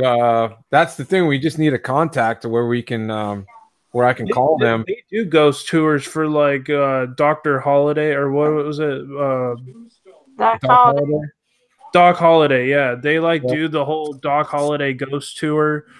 They give you like an inside tour of the I think it's a restaurant that used to be the old morgue. Yeah, that place is creepy. I really do want to check that place out. Yeah, we definitely have to line something up next year, even if we have to collaborate with other people and kind of pitch in, like we all just do like a group thing. That'd be fun. I think that would be really cool. Whoever wants to do it. Let's see here. Make up some kind of event. Oh yeah, we'll definitely have to do some big projects with other paranormal groups coming up here next year for sure, because there's so much stuff we need to explore and go check out. Yeah, and there's still stuff in California that we can check out. That's for sure. You know, but yeah, like we should connect with like Ray the Fam. He said he would love to go with us to go check out the Fresno Flats, and he knows some of the locations up in Fresno. I just don't like Fresno, so yeah, you don't need to talk to me about Fresno. I tell you, I lived there. Yeah, Fresno's crazy place. It's a dangerous place too for the fog. It has that Yeah. fog season every year. People die every year. Really? Yeah, Highway 99 is like the worst road during September, October, November. Well, the last 5 months of the year, it's bad. Okay. The fog is so thick you can't even see 5 feet in front of you. Yep, people die every year on that highway. Yep. Sounds like the highway over here, 85, that goes through South Carolina. You hear about accidents almost daily on that road. Well, yeah, there's another one in Santa Maria right here where I live, 166. The people die on that every year because people try to pass tractor trailers. That's what I do for a living. And they try to pass and they get killed. They go head on collision with the incoming car. It's like in New Jersey, there's a highway called Route 130, goes from North Jersey to South Jersey, and that's been named one of the deadliest roads in New Jersey because there are so many accidents that people just don't care. Nope. So Jerry sent me more pictures from that Juliet place. Like that's what the inside. It's like left in ruins. Oh wow! My God, that place. We can get in there. Jerry said you could possibly get into this place. This is near Chicago. Yeah, that's the thing, though. We gotta pay attention to. It's like you pay for the flight and everything and all that, and you get there, you can't get in, and then you're paying all this money for flight ticket. This is like a danger spot because it's almost like wow. the asylum by our house because it's got the gate all around it. That almost looks like the Sunny Acres. Yeah, that place, that Sunny Acres is creepy. I wish I could have gone in there. Oh my God. Sunny Acres is gnarly. I'll have to make like a little sub video one of these days and like go walk around it if I can like walk around and get permission. And it's already torn down. Oh no, the outside of the building's still standing. Is it? Yeah. Well, They're only gutting the inside and rebuilding it from the inside out. yeah, the only thing is, good luck asking, because I Cynthia, I talked to the foreman, I talked to the owner of the property, the new owner, and they said no way. Yeah. They will not allow anyone in there because it's an insurance issue. Someone can get killed in there. They're stingy there. They want to protect their, I guess, like their asset or whatever. They probably know that this place is like extremely haunted, and they'll never it is. either. Definitely is. Because that place is so messed up, dude. I think we should just bite the bullet and pay for the trip to go to Queen Mary. That's Yeah. I think we should do. Because Yeah. I heard Queen Mary is unbelievable. The Queen Mary looks unbelievable. It's like one of the top 10. I would love to stay in that room too, room B340, but I don't think I could sleep in a room that has a Ouija board. They have two. They don't have one Ouija board. They have two, and then they have like the tarot cards and a black crystal, and then it's like sadistic almost. It's creepy, and then they have like directions on the mirror in the room to do Bloody Mary. And then they have like all these workers have their personal stories on the walls of this room, like of the bad shit that's happened. There's workers that'll tell you straight up that they wouldn't stay in that room for free. Well, we will. If only we could get it. You will. I think John will. I would love to go get on that premiere just to walk around the ship itself, and I would love to do a ghost hunt on one of these retired battleships too. Yeah, RG Homestead.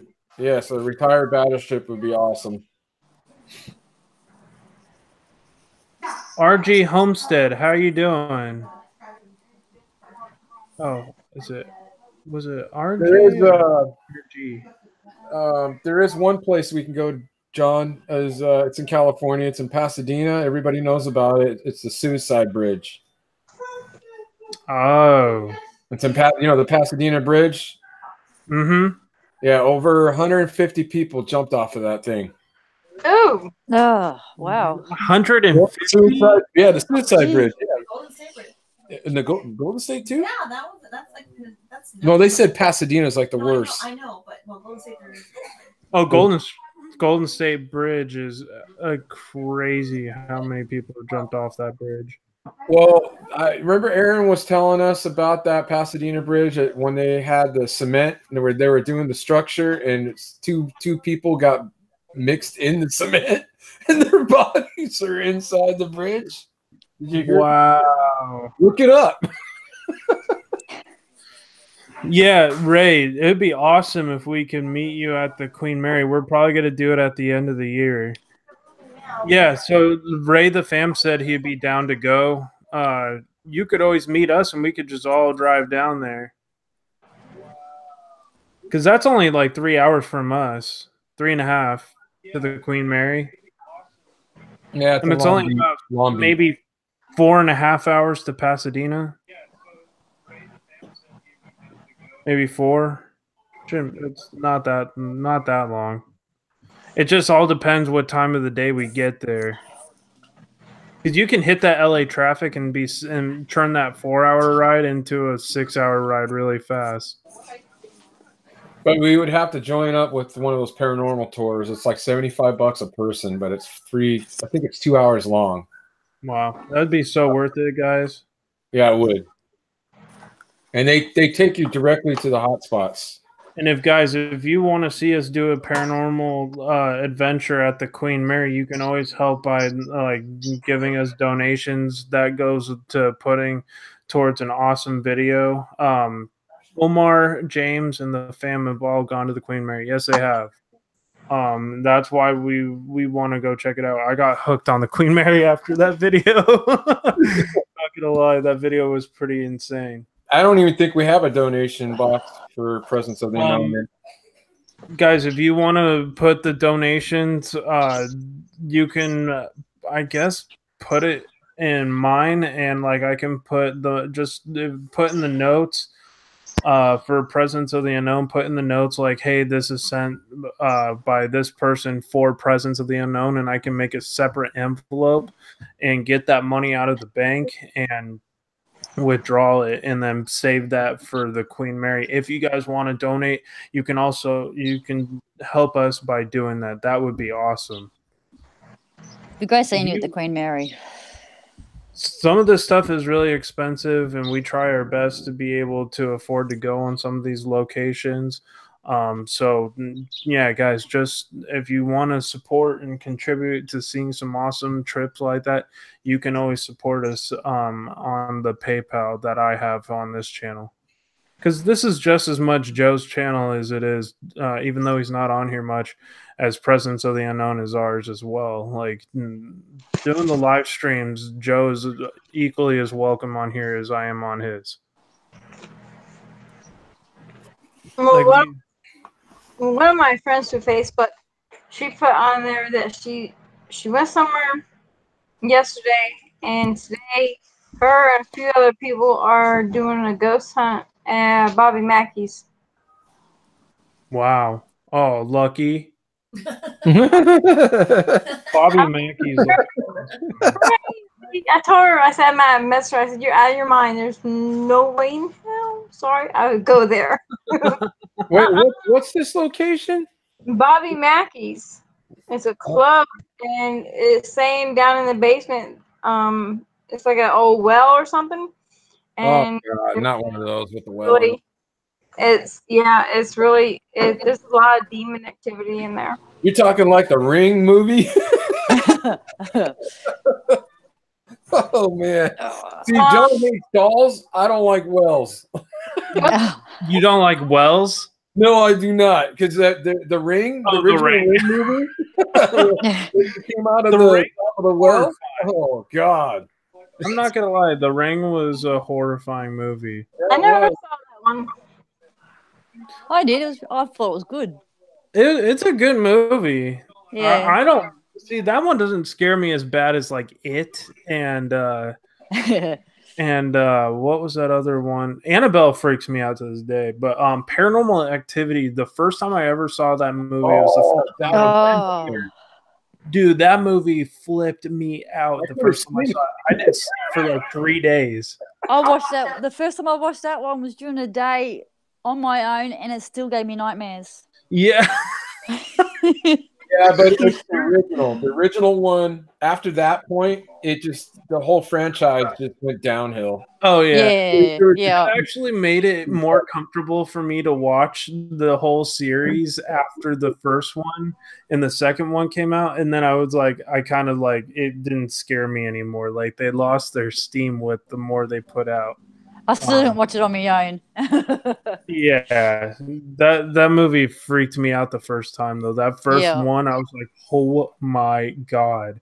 Because I was like in a theater with all these people, and like I was literally about to have a panic attack. I was sweating and everything. I was like, "This is not right. This is really messed up."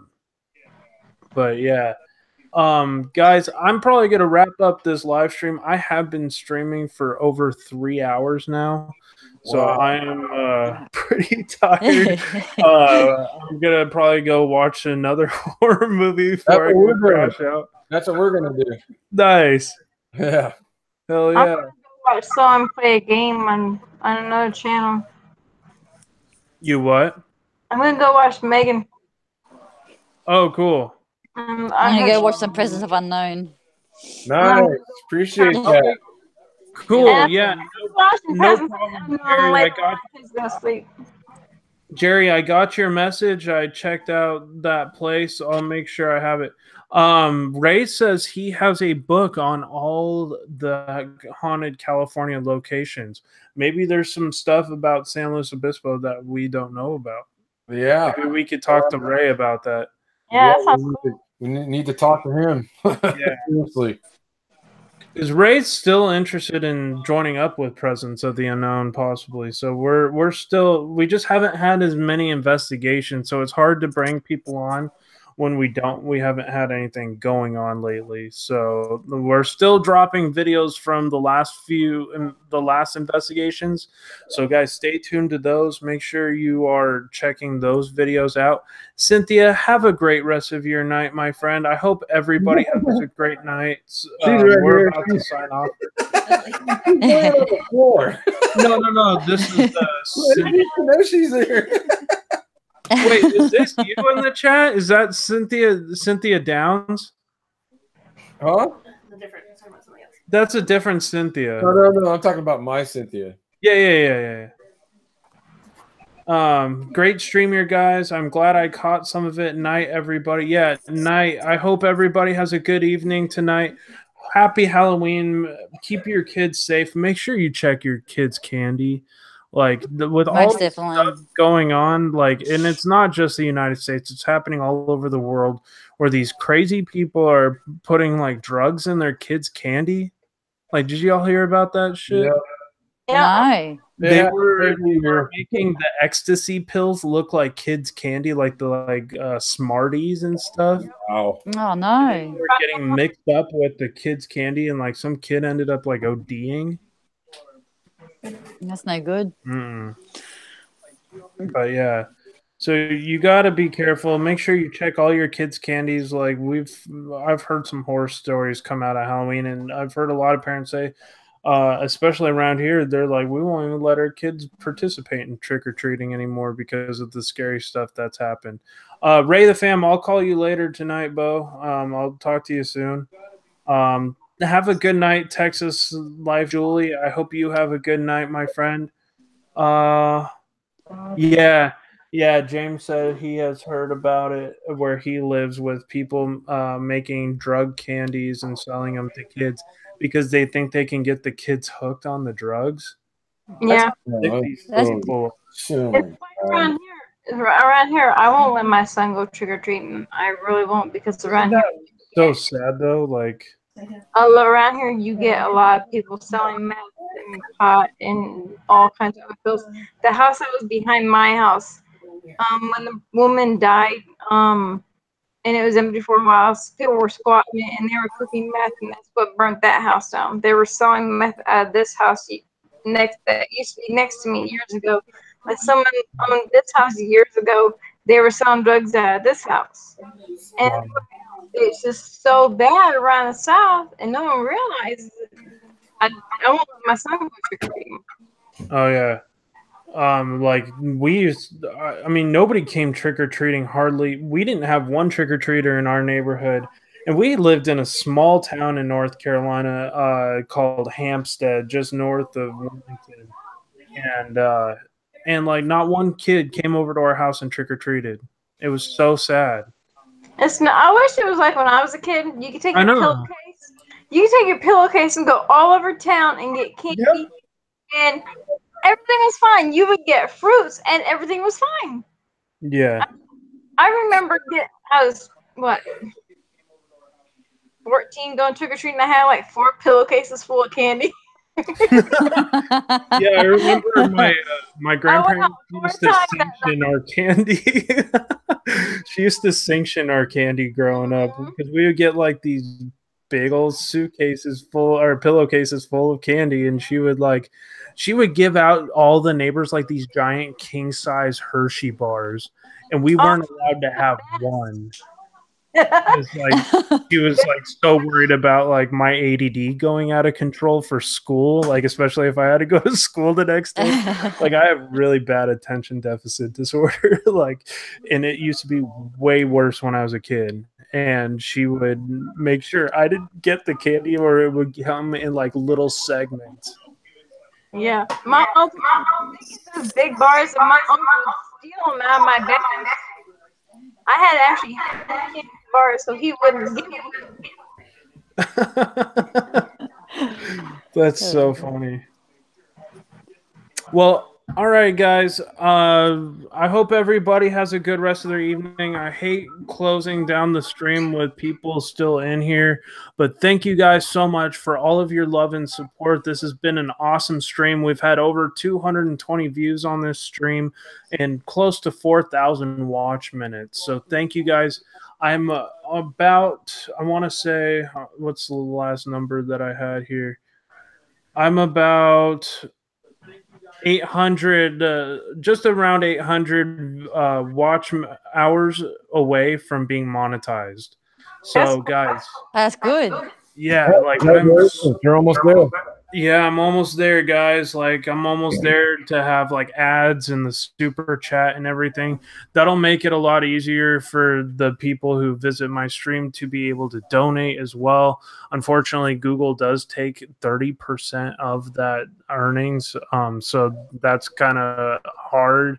But you can always donate to my PayPal if you want to. I never require anybody to do it. It just helps to grow the channel and go towards stuff for Presence of the Unknown as well. So thank you guys for all of your love and support. I do appreciate it. And I also goes back, a portion of my earnings from the donations goes back right into the YouTube community. So thank you guys for an awesome night. Thank you to everybody who's come up on panel. We've had Presence of the Unknown Joe, we've had City Girl, we've had Fee, we've had It's Jay the Fam, and we've is that it? I'm trying to Thank think. you. Yeah, thank you. I think that's everybody. So thank you guys so much.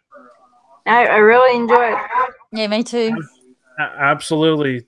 Thank you guys for on panel, and thank you guys for the chat. You guys have been awesome. You are what makes this channel so special. Thank you to the trolls who constantly thumbs down my videos. You're just as important because you get me closer to monetization each time by watching the whole thing and scouring and being all hateful. So thank you so much. I do appreciate you as well. I hope everybody has a good night and take care, everybody. Have a good night. Have a good night. Peace and love to everyone. Yep, peace and love to everybody. Yep. And we